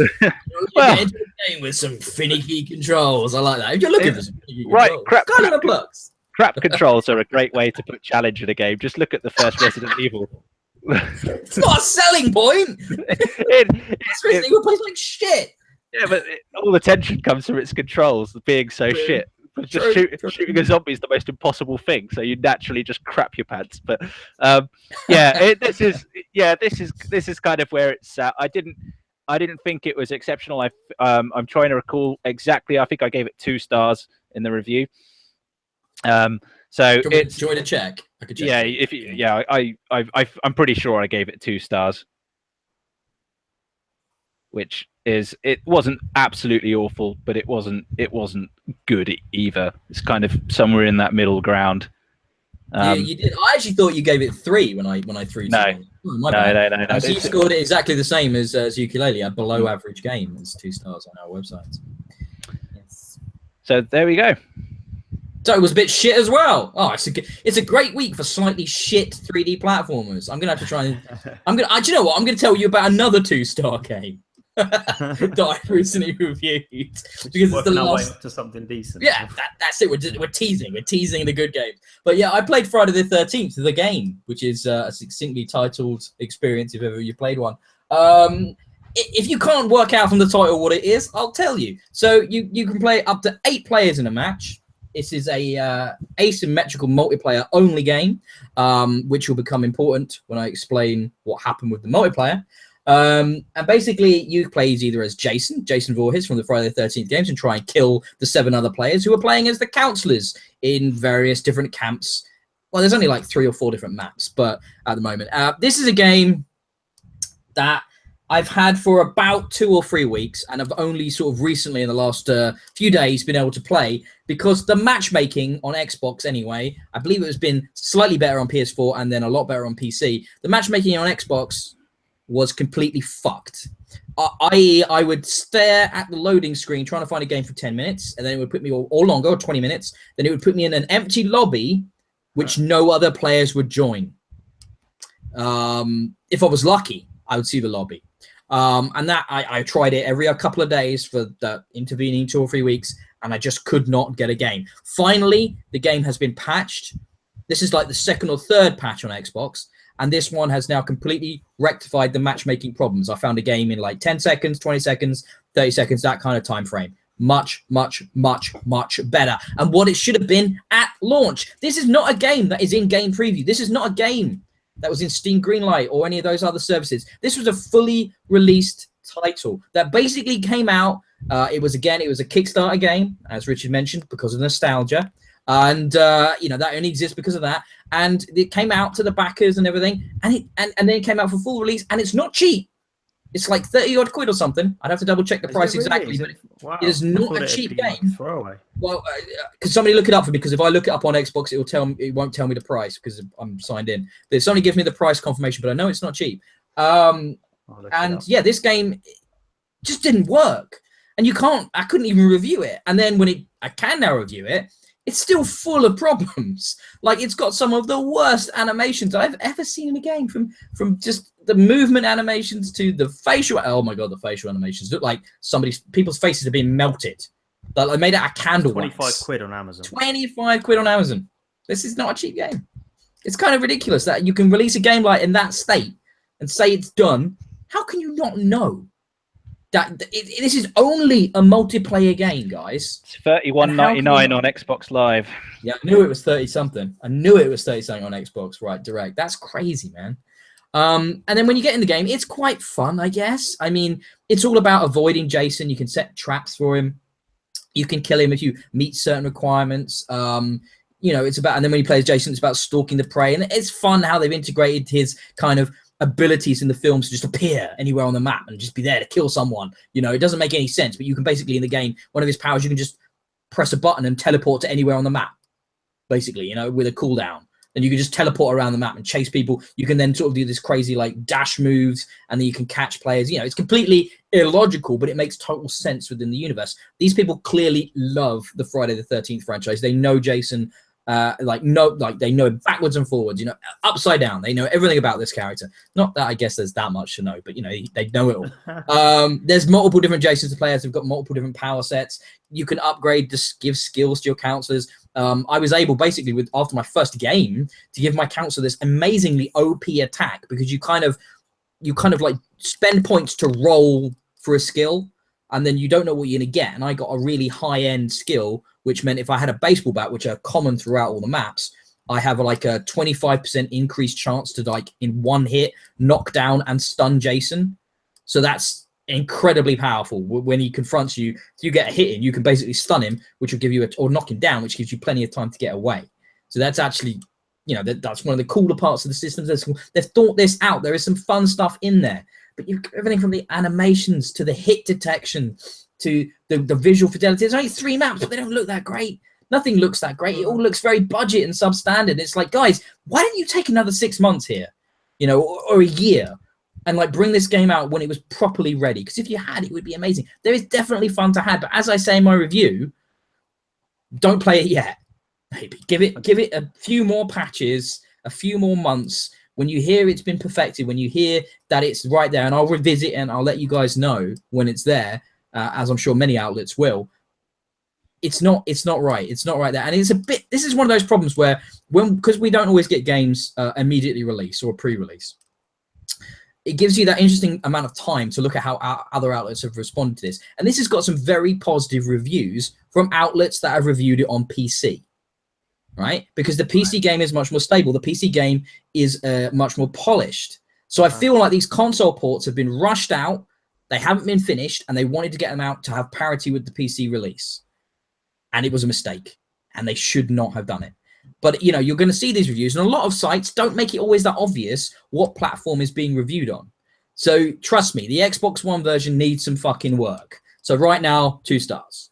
Maybe in the future, a couple more. Because there's a lot of fun to be had. It's a cool concept. Asymmetrical multiplayer, when done well, is awesome. But it rarely is it? I mean, can you lose as Jason then? Yes. So counselors can either wait out the time. So it's 15 minutes for a game. And they can just survive. So they hide from you. They can escape. So they can sort of put various components into vehicles. So the battery in a car, then you fuel it up, and then you have to find the keys, and they can leave. They can call in the police, and then they go to where the police are, and then that's another way of escaping. They can do this thing. I don't know if you remember the character of Tommy Edwards from the films. He was like a survivor who comes back like as somebody who's the counter to Jason. He's one of the ways, with a couple of other aspects, like you have to get I think it's his mum's cardigan and stuff like that, and then you can like yeah, it's all the crazy like Friday the 13th lore in there. It's really dumb. It's really fucking dumb. But then you can then combine that with his shotgun and do things, and then you can kill Jason, and you can win that way. So that, you know, one thing I wanted to mention though, right? This is kind of beside the point, but in a way it is worth mentioning. I didn't have any friends to play this with, so I had to play this game with randoms on Xbox Live, right? That's a scary prospect. However, I had some really good experiences. I met up, especially when I was first trying this out, I met up with a bunch of guys, Americans and Canadians. They were really friendly. They helped me out. They explained the mechanics, because there's a lot of weird minutiae, like I've been mentioning in this game, that doesn't make necessarily a lot of logical sense from the outset. But once you get into the mindset of Friday the 13th, it clicks. But they were explaining stuff to me. They took me through it. You know, they were really good people. And I've had some really good experiences playing with randoms on Xbox Live, which almost never happens. So that's cool. Especially as I've heard a lot of things about the toxic community around this game. I can't say I've experienced it. So, you know, that's a positive. But, man, 6 more months, guys. Maybe longer. Just should have waited. Well, it's Kickstarter, isn't it? So I guess they run out of money. Possibly, yeah. I remember originally this was kickstarted as a non-licensed game, but then they were actually able to get the license for Friday the 13th from the creators and like make it into I think it was just called something like Slasher, or, you know, Hunt the Slasher, or something generic, something like that. And then, yeah, they actually were able to get, you know, the license. 12.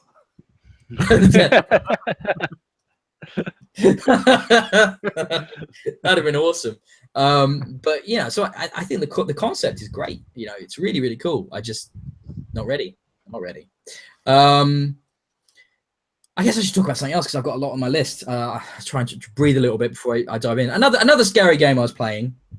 This is only be a quick one, actually. Kholat finally came out on Xbox One, and I reviewed that over a year ago on PS4.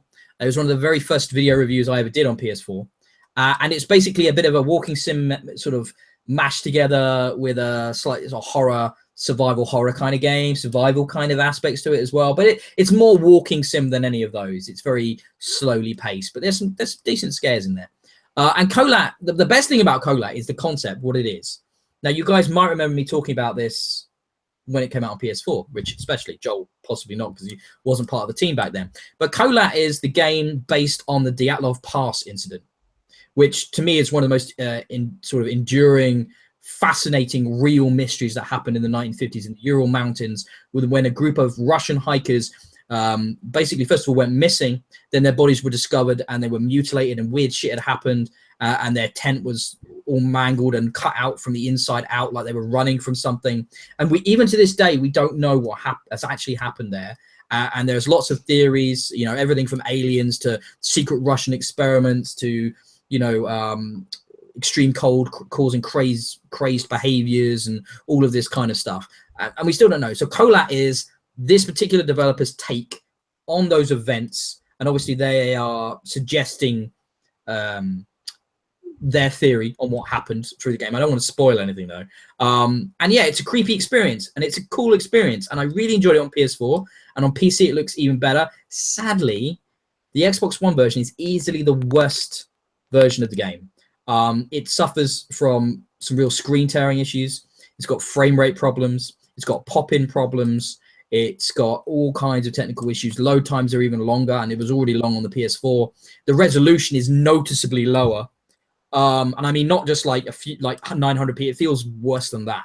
And it might be something to do with the fact that I loaded up the PS4 version to compare and contrast when I was looking at it again on Xbox One. And they used, the PS4 version used a third-party port studio. This one seems to have been done in-house, which will also explain the delay. And clearly, I would say probably the first time they developed for Xbox One. And it just doesn't feel optimized in any way.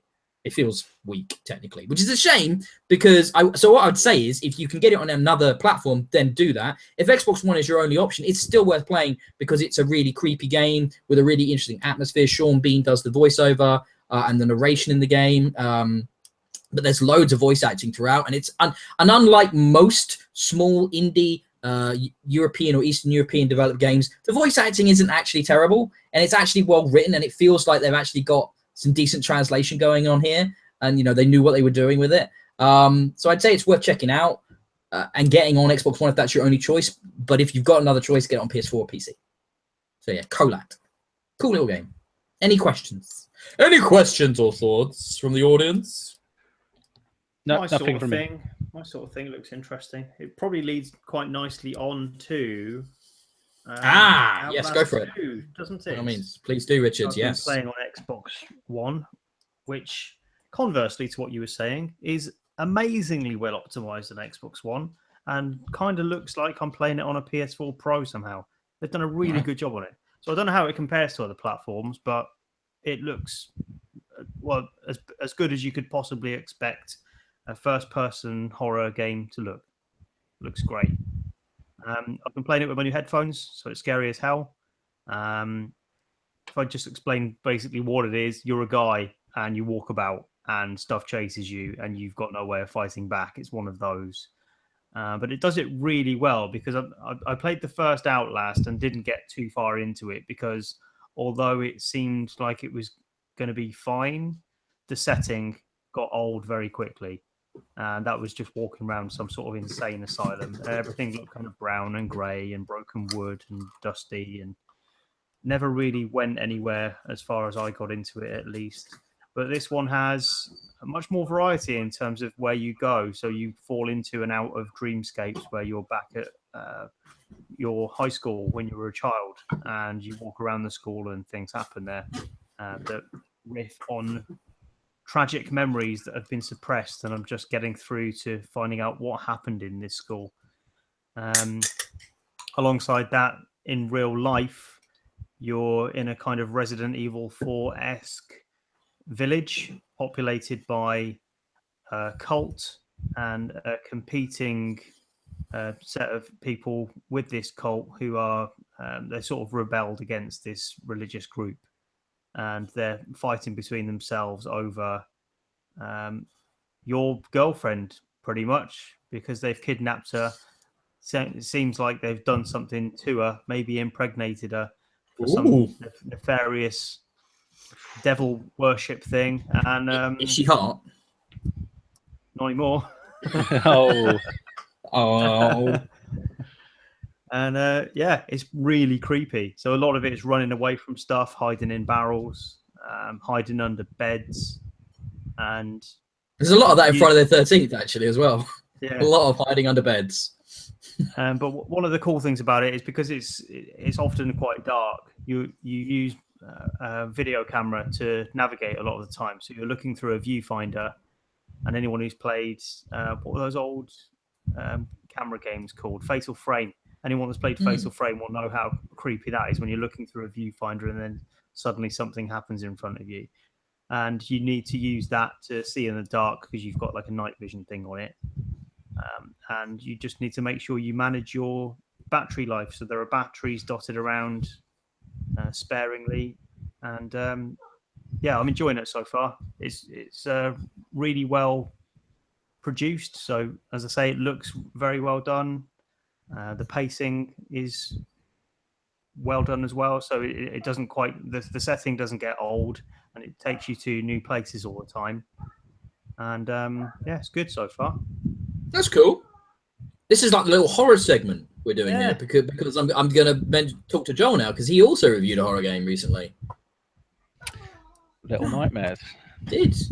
So I figured I should speak to Joel before he possibly passes out because he's not looking that well right now. No, are you all right? Are you okay? Chilled. I was chilling. Legs up on the windowsill, leaning right back. I was, I was envisioning a pounding head, and just No, headache's gone. I took the paracetamol's working, so that's working for me. Yes. So anyway, Little Nightmares. I'm going to open up my notebook just to remind myself.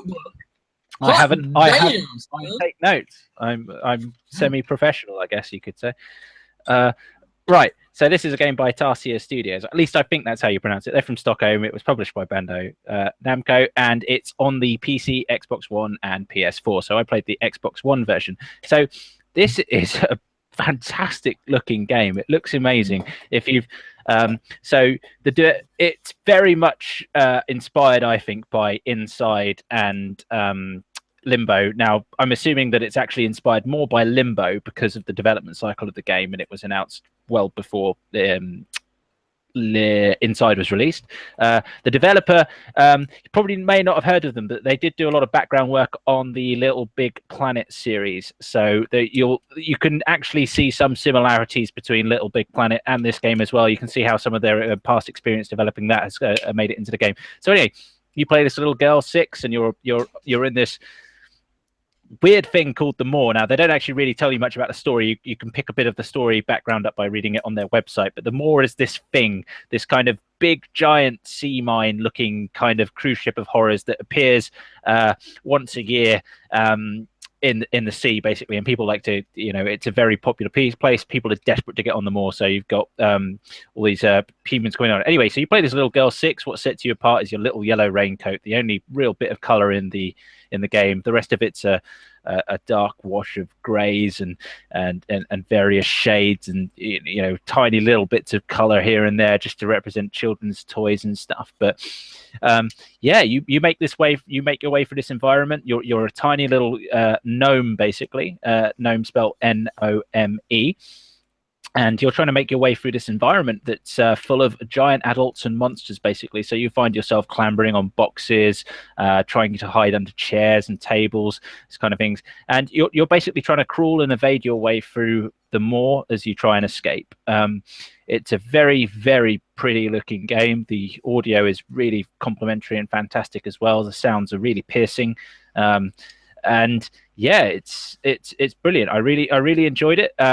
The only criticism I have with it is, unlike Inside or Limbo, you can actually move a bit in 3 dimensions, which the camera can sometimes give you a bit of a perspective problem. I had a few points where just trying to walk up a staircase, literally, I thought convincingly that I was walking directly onto the staircase, and I then missed it and fell right off the ledge and had to restart again. But so you get a few moments like that where you the perspective plays a few tricks on you, I guess I could say, and you end up falling off when you shouldn't. But the checkpointing's pretty generous. It's not too big a deal. The only other criticism of the game is really short. Literally, just as you're getting going with it, really, and you're finding your rhythm with it, the final chapter seems to burn through incredibly quickly, and then you realize you're at the end of the game, and it's a bit kind of like, oh no, I really want some more. I was getting into that. I don't want too much more, because that could probably be a case of over baking a cake, but it certainly feels like too little.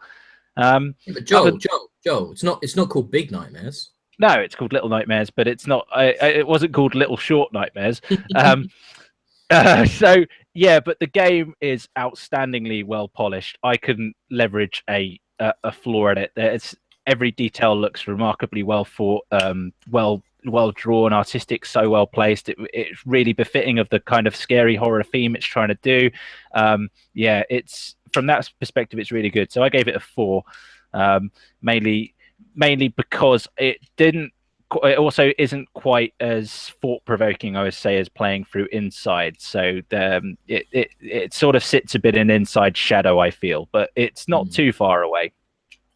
Oh, cool, man. I wish I'd had a 4 to talk about this week. I played a lot of very, very okay games, I guess.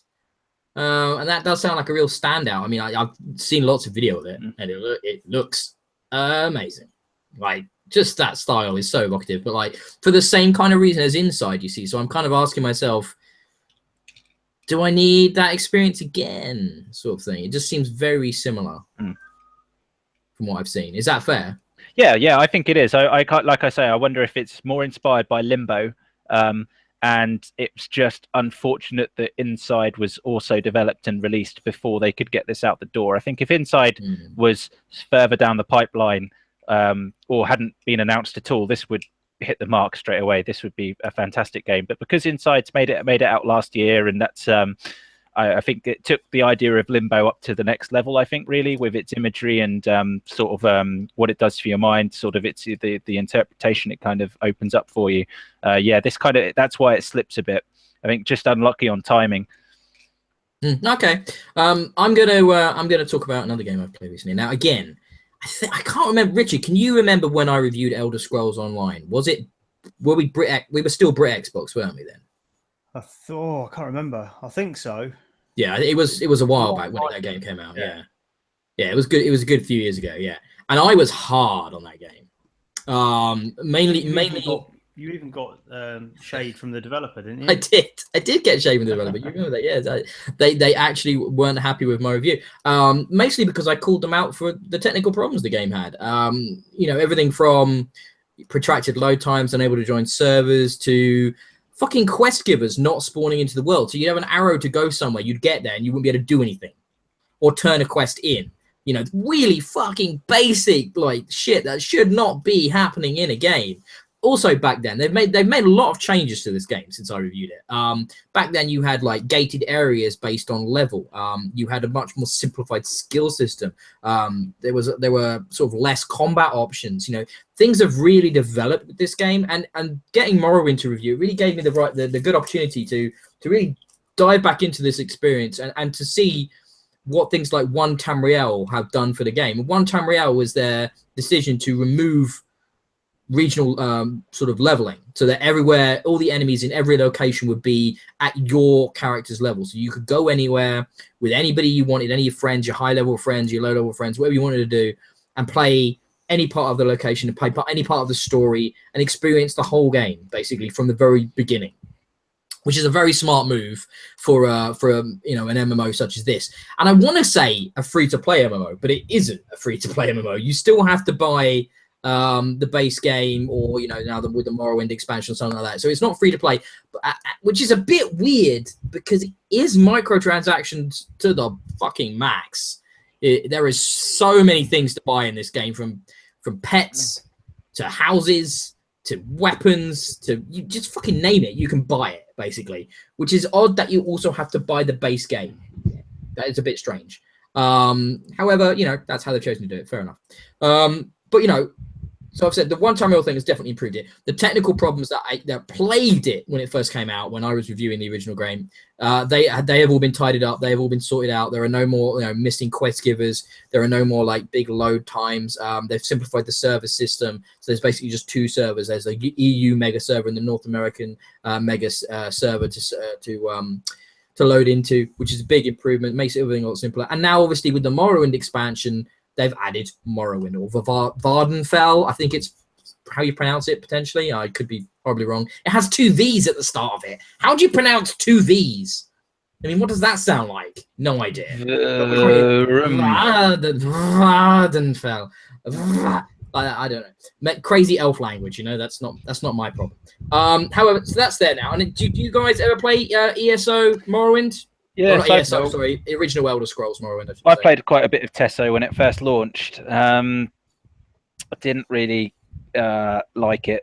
I sat and played it. I was actually visiting a friend who had it, and he had to work all day, so I played his account for him, and I must have played it for about 8 hours. And I sat there for 8 hours, and I played it, and I kind of thought I was enjoying it. And then when I stopped playing it and drove home, I was just like, actually, why did I play that for 8 hours? It wasn't like, it was just, yeah, get a quest, go here, kill 12 of these creatures. You'd normally have to hang around because an area was quite crowded with people waiting to kill the same 12 creatures as you. So as soon as one would spawn, there'd be this huge rush of people to try and kill this one creature, get the required item, like a crocodile's tooth or something from killing it. Yeah, it just didn't resonate with me. It's one of those games where I figure there's probably a big grind, and then the game might really open up when you hit the level cap and get to the end kind of game content. I don't know. I never saw it through to that part, but certainly getting there wasn't that enjoyable on reflection. So let me address one thing there immediately that comes to mind. The Morrowind quest is far more interesting, and it feels far more personal and directed at you as the player than the main quest ever did in the main game. And I think one of the biggest problems as a fan of Elder Scrolls, back to I dabbled before, but back to the original Morrowind on Xbox, I played that, and obviously a big fan of Oblivion and a big fan of Skyrim. The weirdest thing about Elder Scrolls Online is that you're not the one important dude. You're kind of like, the game talks to you like you are, but you're always surrounded by 40 other dudes that all look ridiculous, that have got their ridiculous pets that they bought, that they've got their ridiculous outfits, that they look like crazy dudes or flaming skeletons, right, or whatever. The whole WoW problem. But the problem, the way WoW though gets away with it to a degree, is because it feels like a world specifically designed, almost, more for multiplayer. Whereas the Elder Scrolls Online, I feel like it talks to me and gives me these quests like I am the big dude, like I am the #1 guy, and yeah, I'm there with a million other guys doing it, and that is a problem for me with all MMOs. But for me, the problem I have though is that Elder Scrolls wasn't always an MMO, and it's still a very good single player experience in Skyrim, which has been re-released multiple times. So, you know, it's not like there's been years since the last single player experience like there was with WoW and the Warcraft games, you know, and they were still very different. They were strategy games. So you could kind of accept that transition into an MMO more. Whereas the transition here with Elder Scrolls and Elder Scrolls Online, it still feels quite jarring to me. And I just don't enjoy it as much as I do the single player Elder Scrolls games. It just, there's a disconnect there for me that doesn't work. It's a perfectly fine MMO though. The combat's better than it was at launch. There's been lots of improvements. And like I say in my review, this is the best time to get into it if you're interested in it. However, for me, I'd rather play Skyrim. Yeah, from my memory, the best part of it was the castle sieges. Yes. The kind of online massive player versus player arena stuff. That was enjoyable. Yeah, still good. But yeah, the one other thing I didn't like about it was when you've played Elder Scrolls, you've got this expectation of one huge just environment to potter around at your leisure and enjoy. And this one, it was much more broken down. You had to there were loading screens between areas. It didn't flow. I didn't like that aspect of it. Obviously, I understand why it's for technical reasons probably like that. But yeah, it kind of feels a step backwards from what you expect from an Elder Scrolls game, coming from the single player games to stepping up to this multiplayer version. Yeah, and the sad thing is, I think because of this game existing, I don't think we're going to see a single player's Elder Scrolls for a very, very, very, very long time, if ever. Honestly, I don't see them doing one now. But you know, it's fine. It's fine if you fancy an MMO. However, I will say this, just a quick aside. I went to my happy place after E3. I needed a break from viewing games, so I went to a kind of brain disconnect, and I went to play a free-to-play MMO on Xbox One, Star Trek Online. And I've put a lot of time in Star Trek Online over the last few days as a very, very good free-to-play game. I have not put a penny into that game, and yet I do not feel in any way that I'm being held back. If you are a Star Trek fan, if you fancy some nostalgia and getting back into that universe, a familiar old slipper, as it were, you know, sliding in there, comfortable, warm, friendly, recognizable, it's great. I mean, the menus are a bit shit, and there's like some really obfuscated functionality in the actual game, but it's free. So why not? You know, unlike the if the Elder Scrolls was free to play, I'd find that so much easier to recommend. Like, I really, really would. But the fact that you still have to buy the base game, or now the base game and the Morrowind expansion, and it's not cheap, and the fact that there are more in-game microtransactions in Elder Scrolls than there are in Star Trek Online, which is a free-to-play game, it's kind of nuts to me, the way they've monetized that game. But if you're in the mood for, you know, a new return to an old Elder Scrolls experience in the Morrowind expansion, now's the best time to do that. Yeah, I'm still going to say that. Yeah. Right, Richard. We've all played RiME, and you haven't talked about it much, I don't think. So. No. It's been a few weeks since I reviewed it now. It's all right. I think we can remind you. RiME. No, I can remember it. It's one that stuck with me. I really enjoyed it because when we originally saw this, I thought, well, do I really need that in my life? Zelda's coming out on Switch. The art style looks kind of similar. This is coming out on Switch as well eventually, which is probably where I'd play it if I was going to get it. But do I need it? Actually playing it, it's nothing like Zelda at all. I'd completely misjudged it on what it looked like originally, and I don't think I'm alone in that. So I was reading into some of the background around the troubled release. Apparently it was more of an open world thing originally, but the final game is much more, I don't want to say linear, but certainly has a structure to it. It has an order, but there is some open worldy bits for you to do. Essentially, it's a 3D platform puzzler, and it's much more akin to something like Last Guardian, except it didn't take anywhere near as long to make, and it doesn't have a massive AI thing that looks great but kind of gets in the way for most of the game. So that's a win already. It looks beautiful, apart from some real frame rate problems. This is the Xbox One version we're talking about, so it may be better on other platforms, but there is a frame rate issue.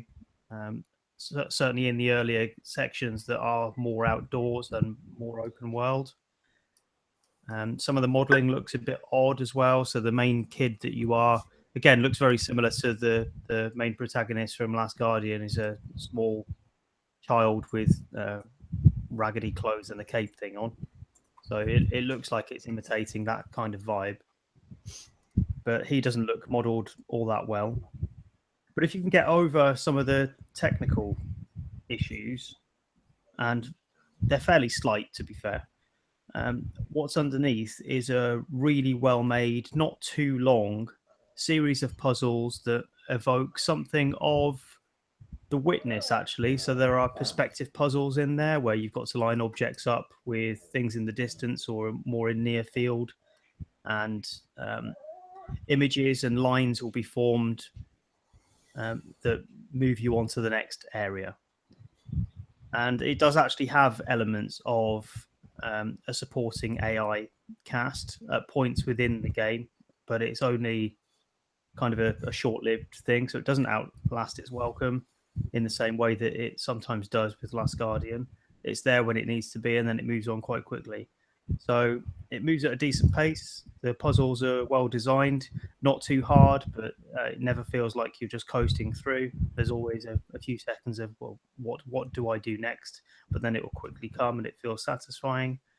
But the biggest thing I could say about this was the absolute gut punch of an ending that I just did not see coming, because this looks, for all intents and purposes, as almost without narrative from the off. Because the kid washes up on a beach, and you kind of work your way through an island just because it's there, and that's what you do because it's a video game. But actually, things come together, and there are flashbacks that happen that reveal more about why you're there. They reveal why there's a shadowy figure always in the distance, maybe standing on a cliff or in a doorway, looking on at you. That you can never quite reach. All of that gets explained, and in such a way that when it finally does hit home, what's happening and why you're doing what you're doing, it's heartbreaking. So I don't want to say any more than that, but it's absolutely worth a play right through to the end, and it made me want to replay again, knowing what I knew at the end. I wanted to see it all again with that new context. Stunning game. I've done about 40 minutes. I've gone as far to go, that's really pretty. I really like this art style. And that's about it. So I need to do a bit more than that, I think. Joel, you've been playing it as well, yeah? Yeah, I've been playing it. So I've completed the first two kind of islands, I would say. So yeah, my experience has been a bit hampered by the performance problems. The frame rate is quite stuttery. I find it quite. You're on Xbox One as well? Yes, I'm on Xbox One. So I tried it on my Xbox One S. I tried it on my standard Xbox One. I tried it with an external hard drive. I tried it with the internal hard drive. But yeah, the problems are quite prevalent, and it's a bit frustrating because it kind of breaks. It's distracting from wanting to enjoy the game. So yeah. I literally just got to the part of the third world, and I've parked up with the expectation that I'd wait potentially for a patch that might level these things out. But if you say it actually gets better from because the third one seems to be an internal kind of world. So if it gets better from there, it does start to improve. But yeah, you're right. Those initial areas, it's bad to a degree that it puts you off from turning the camera around, doesn't it? Because it's almost headache-inducing. It's like a slideshow at points. So yeah. You can get over that though. If you can get through that first couple of areas, then it does get better. Yeah, I've played past that. Yeah, it's generally pretty. I kind of like it. Like you say, it is a very structured. So there is some exploration, but there is a specific flow to it, and it guides you quite nicely through that. You kind of have this spirit guide that you kind of follow around a bit, which is quite cool. The only other thing I've noted the jumping can be a bit funny at times. There are some ledges that you think you couldn't make it to, but you can, and you're expected to, and others that you look like you can get to, but you can't. So it's probably a fair comment. I mean, playing this after you've played something like Zelda Breath of the Wild, you take for granted seamless navigation of cliff sides, but this takes a step back from that, but really everything does, doesn't it? Nothing's as polished. Yeah, yeah. It's a tiny little criticism. It's not. It's anyway. All it means is that you'll sit there staring at a ledge for a minute, thinking I can't make it, before realizing there isn't really anywhere else to go. I must be able to make it. So you give it a go and you can. But yeah, I'm enjoying it so far. It's fairly well telegraphed, though, isn't it? So any ledges that you can reach, it's got that kind of Mirror's Edge-esque solution where the edges will be, well, I suppose more They're like all covered in bird poo, aren't they? It looks like. It looks like that. There's a slight white tinge to the edges of anything that you can grab onto. So there is a sort of signposting there for where you should be going, but sometimes it's less evident than others. So yeah, I'm looking for. I probably, if it gets better in the third world, I might actually go and try and finish that off now, because I read your review. I liked what it said, and yeah, I love those kind of games that that as the story unfolds and it gives you the context, and then potentially when you go back through all the things you've done already, get the meaning and stuff. So yeah, I'm looking forward to that. Honestly, it's so cool. You have to play to the end. Richard. Yeah. What am I missing with Tekken 7? Because that I thought that was bobbins, mate. Right. Let me put it this way. I played and loved, and I'm still playing and enjoying the new DLC characters for Injustice 2. Absolutely immaculate fighting game. Perfect fighting game for me. So I thought, oh wow, cool, another fighting game. Oh, Tekken 7. Oh, nobody likes Tekken on the staff. I don't know anybody that likes fighting games. Turned out Richard's a massive Tekken player. I was pissed about that, because I would have happily sent you fucking Tekken 7, because I had to bash my head against this game for quite a while, and really just my review at the end of the day, I kind of have to give it the benefit of the doubt, because I'm feeling, because I'm not coming from a particular knowledge base on Tekken when reviewing this. Right, you so bottled it. I watched your review, and you're slagging it to high heaven, and then the last minute you're like, well, I don't know anything about Tekken, so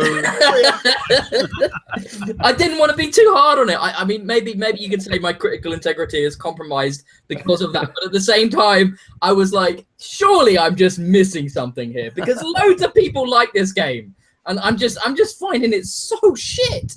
But like, yeah, it was odd. I mean, so Tekken is a 3D fighting game, if you don't already know, right? Which I immediately don't like those. I much prefer fighting games just on a 2D plane. 3D, unnecessary, just annoying, right? So the other thing is it's got the controls. There's both left and right punch and left and right kick are on the face buttons. Then you've got various combinations of that and the triggers and all that stuff to modify, do special moves and stuff, blah, blah, blah.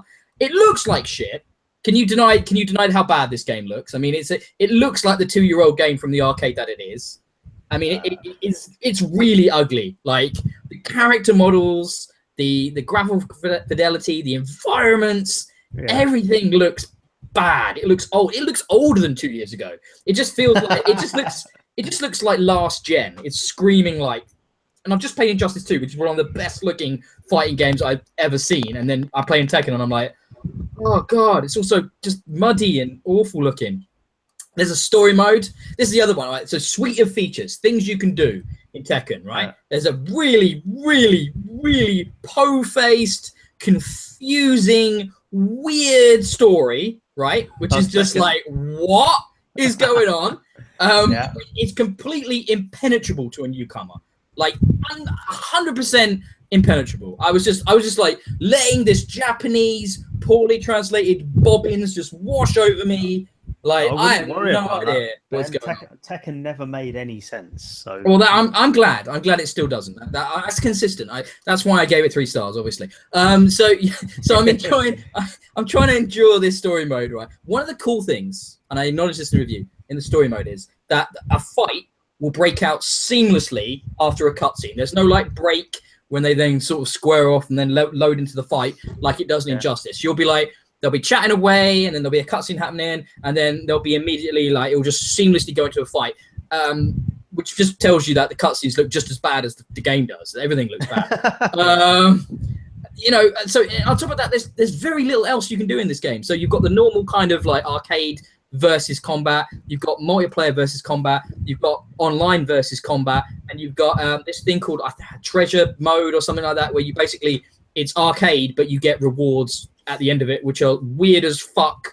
There's a whole suite of customization options for your characters. Like you can alter everything about a character, though I don't know why you'd want to, because they're still the same. Plays just as bad as they always did. I don't know. The other thing is I found weird about this after playing Injustice is the camera seems really close to the fighters. Everything feels very big on the screen, like you're pulled in really, really close. That's weird. I just don't like it. I just don't get on with the Tekken series. Tekken is traditionally closer range combat than some other fighters, so there's not a whole load of projectile moves in Tekken.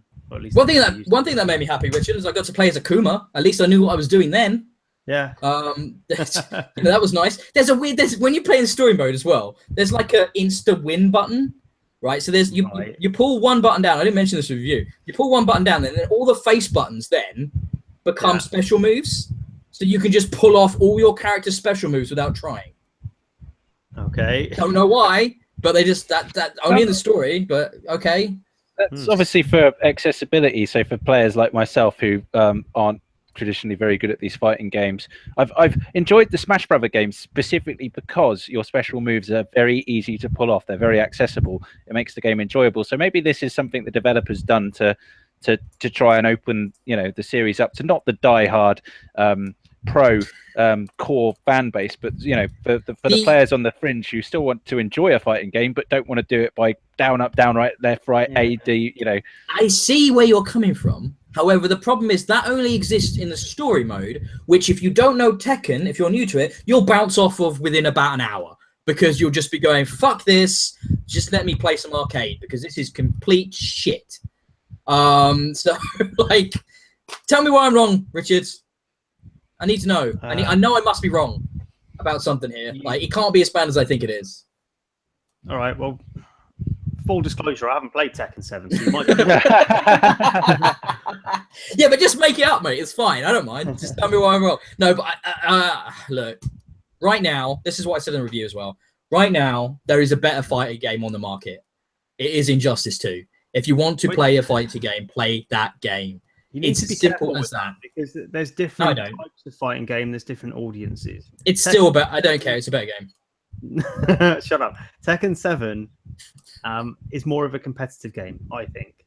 So Injustice looks like it's got more of that single player, loads of content, value for money sort of market that the mass market might want to buy into.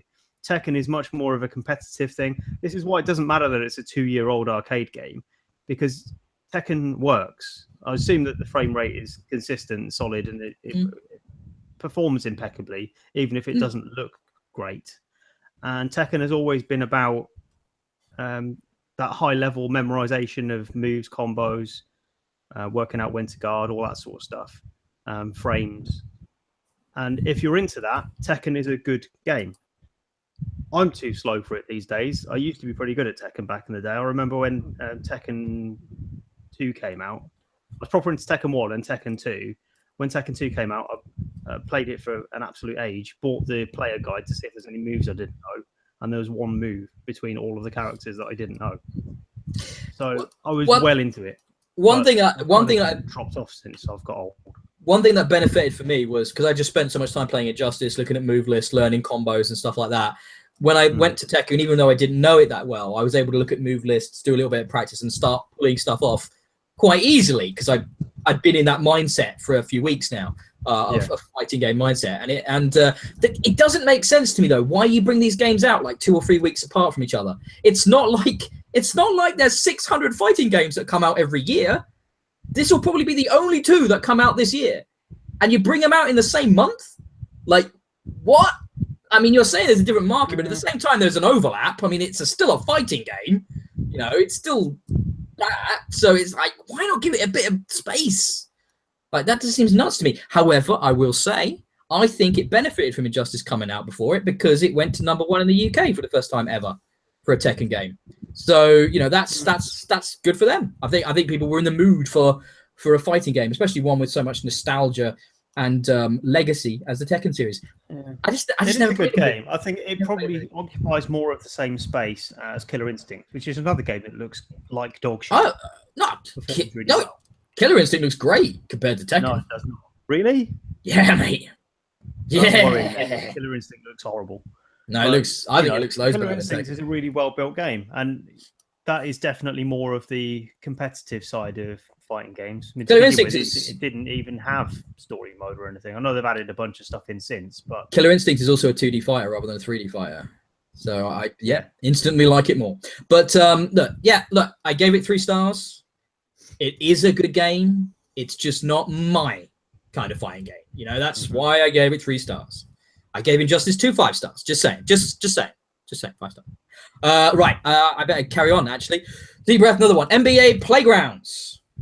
I played some people outside of the school, if you know what I mean. Come on, the guys up to no good. Yeah, you know, when are they not? When are they not? I'm glad everybody got that reference.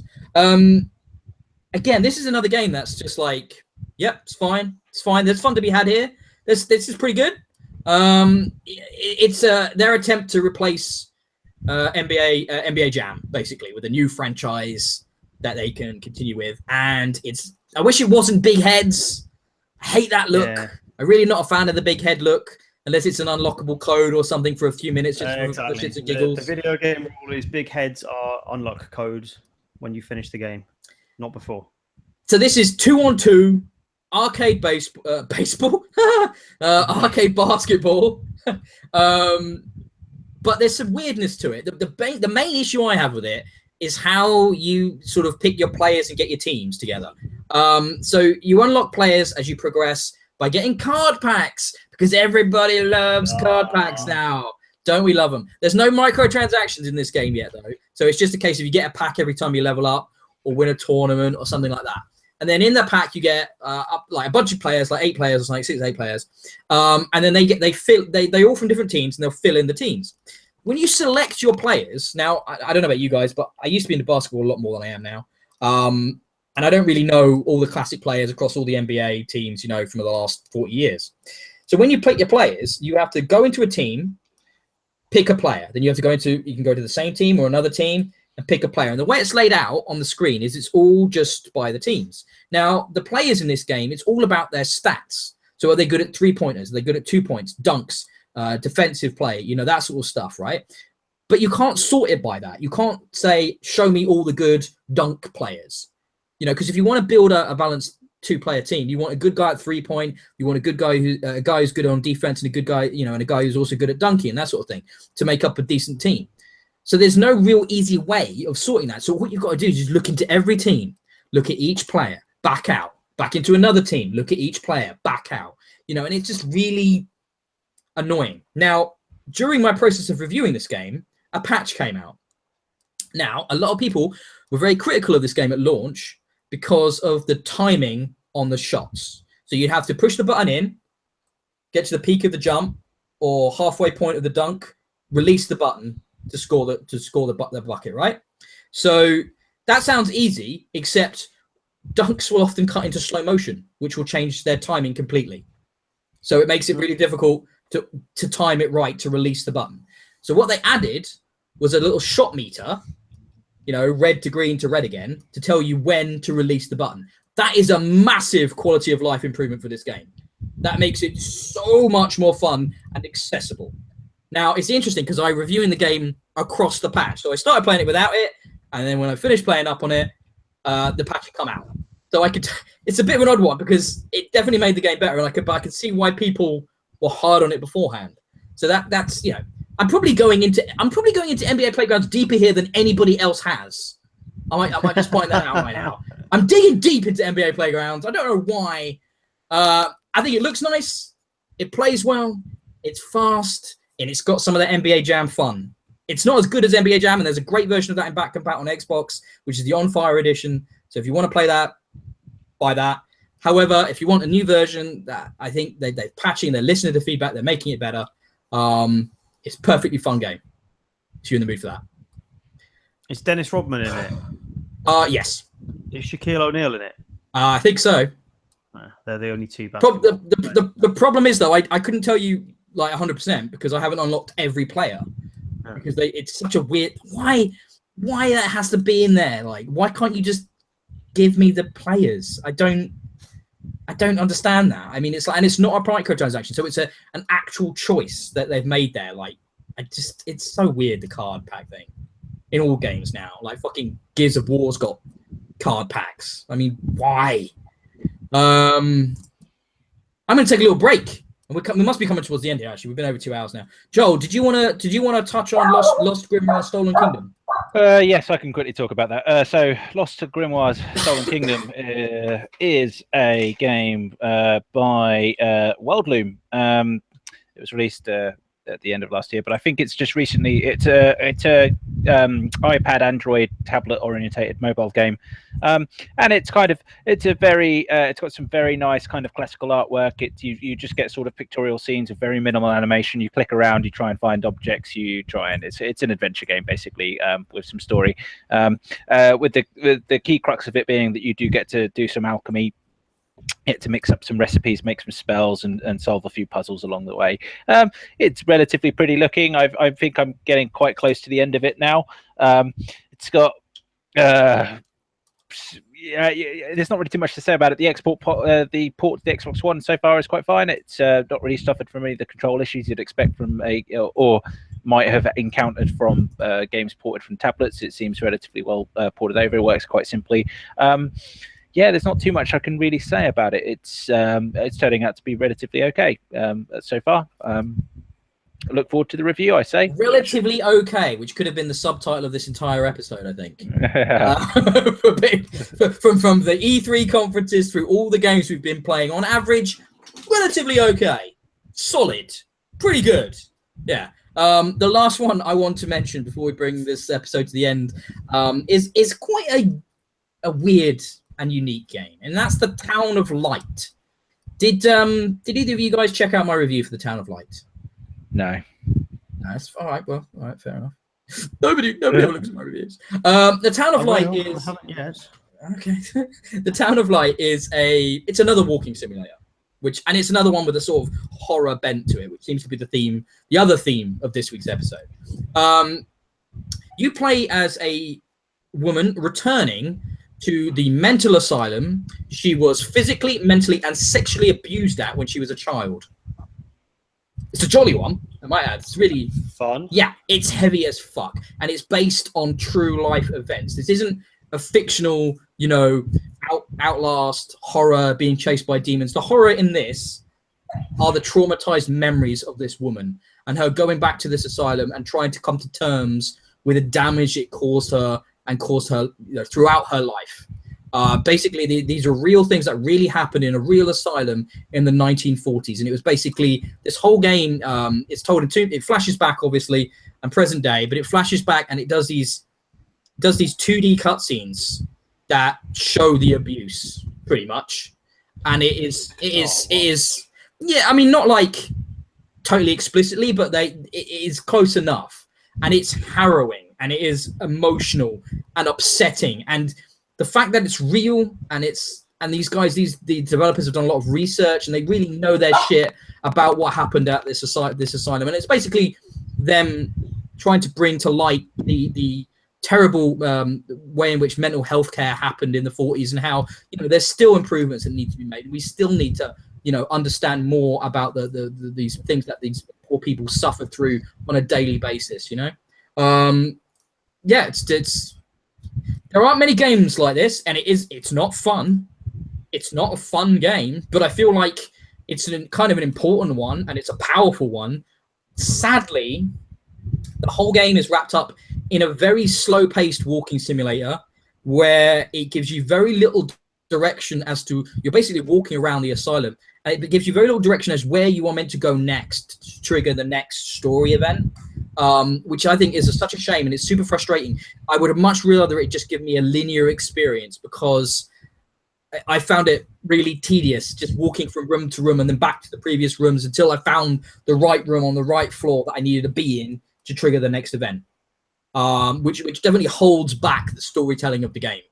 And that's where the strength is. It is the emotional impact, the voice acting of the game. It is very, very well done. It's just the game itself could have done without it. Take the game out and then just maybe tell me this story in like a book. I probably enjoyed it more. So yeah, it's interesting. It's very interesting.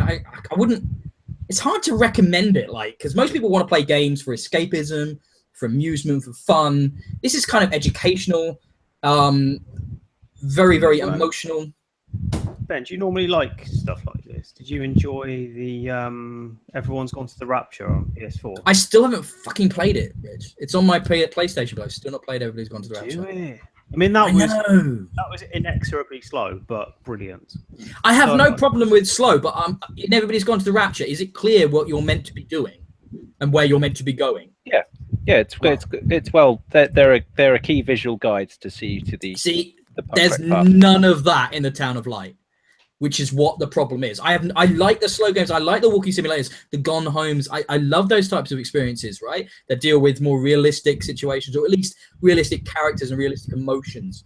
And the Town of Light is they're going for an incredible level of authenticity here, historical authenticity. But the game itself is what blocks that experience from being a bit more enjoyable, which is a shame.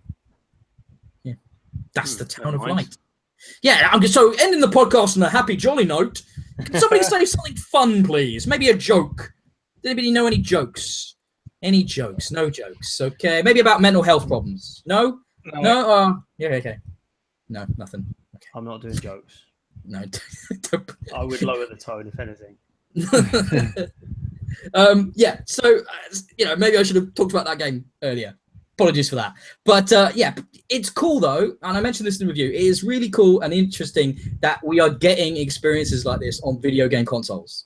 This is a game that 5 years ago you'd only found buried deep somewhere on Itch.io or something like that. Yeah.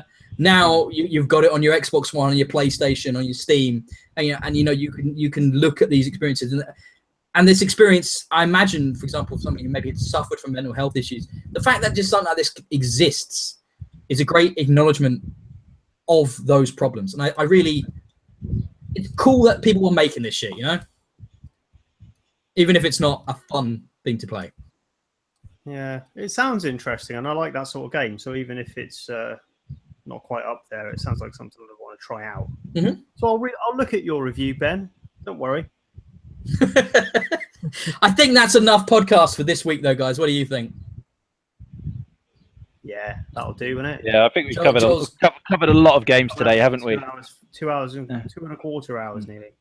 Yeah, we have covered a lot of games. We've still got more on our list, frighteningly, but we'll have to save them for another time, or maybe forget they exist. One or the other. So, right, all those games we've just talked about, guys, they're all reviews. So that means there is full written and video reviews for all those titles, and it can be found at bxbgames.co.uk. Please head over there. Please watch the videos. Please read the reviews, especially Joel and Richard's reviews. They're very well written and always well-researched and entertaining, unlike mine, where I just spew shit for about 5 minutes. So yeah, please head over there and check that shit out. Obviously, you can find us at Twitter at BxBGames, Facebook at BxBGames. You noticing there's a theme here. On YouTube, it's BxBGames. And yeah, I am at DIYE at Twitter. Richard is Colonel Red. Joel is not on Twitter. Still avoiding social media. I will get there. I will get there. It's gonna have to happen at one point. I'm waiting for someone to publish the instruction book so I know how to get started. Oh, you don't think there's a social media for dummies? Oh, I bet you if you put that into Amazon right now, there probably is. One. You know there's one. You know there is. So let's see if we end on a happy note. You're probably living a happier life not being on Twitter, aren't you? I'd stay off. Because once you're in, you ain't getting out, and it's not good for you. There is a cheat sheet. There isn't a book, but there's a cheat sheet. Oh no, from Twitter for Dummies, 3rd edition, by Laura Fitton, Anum Hussain, and Brittany Learning. 3rd edition? Yeah, they're on the 3rd edition. Because obviously they changed the minimum length of the tweet, so they had to republish it. The whole book's got to be redone. Yeah. Totally. Understandable.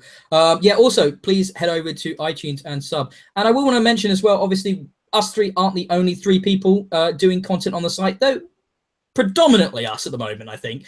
So with that in mind, if you are interested in writing about, in talking about, in streaming, or doing videos about video games, drop me a line on Twitter, on Facebook, anywhere you can find us. Let me know you're interested and I'll get in touch and we'll have a chat about it, because we're always looking for new contributors. We have a lot of games. We always get a lot of games to talk about. So there's always more of them coming as well. And with E3 just out of the way, we know there's even more now for the end of the year. Never-ending stream of games. And also, like I said, make sure you head over to the site to check out everybody's wonderful content. I think that's the end of episode 27 of Bxb'S Bits and Bobs. We should be back in 2 weeks' time for a regularly scheduled back to normal episode, as much as we are ever normal. So with that, I will say goodbye. Richard will say goodbye. Joel will say farewell. I like it. Farewell. So, bye. Bye.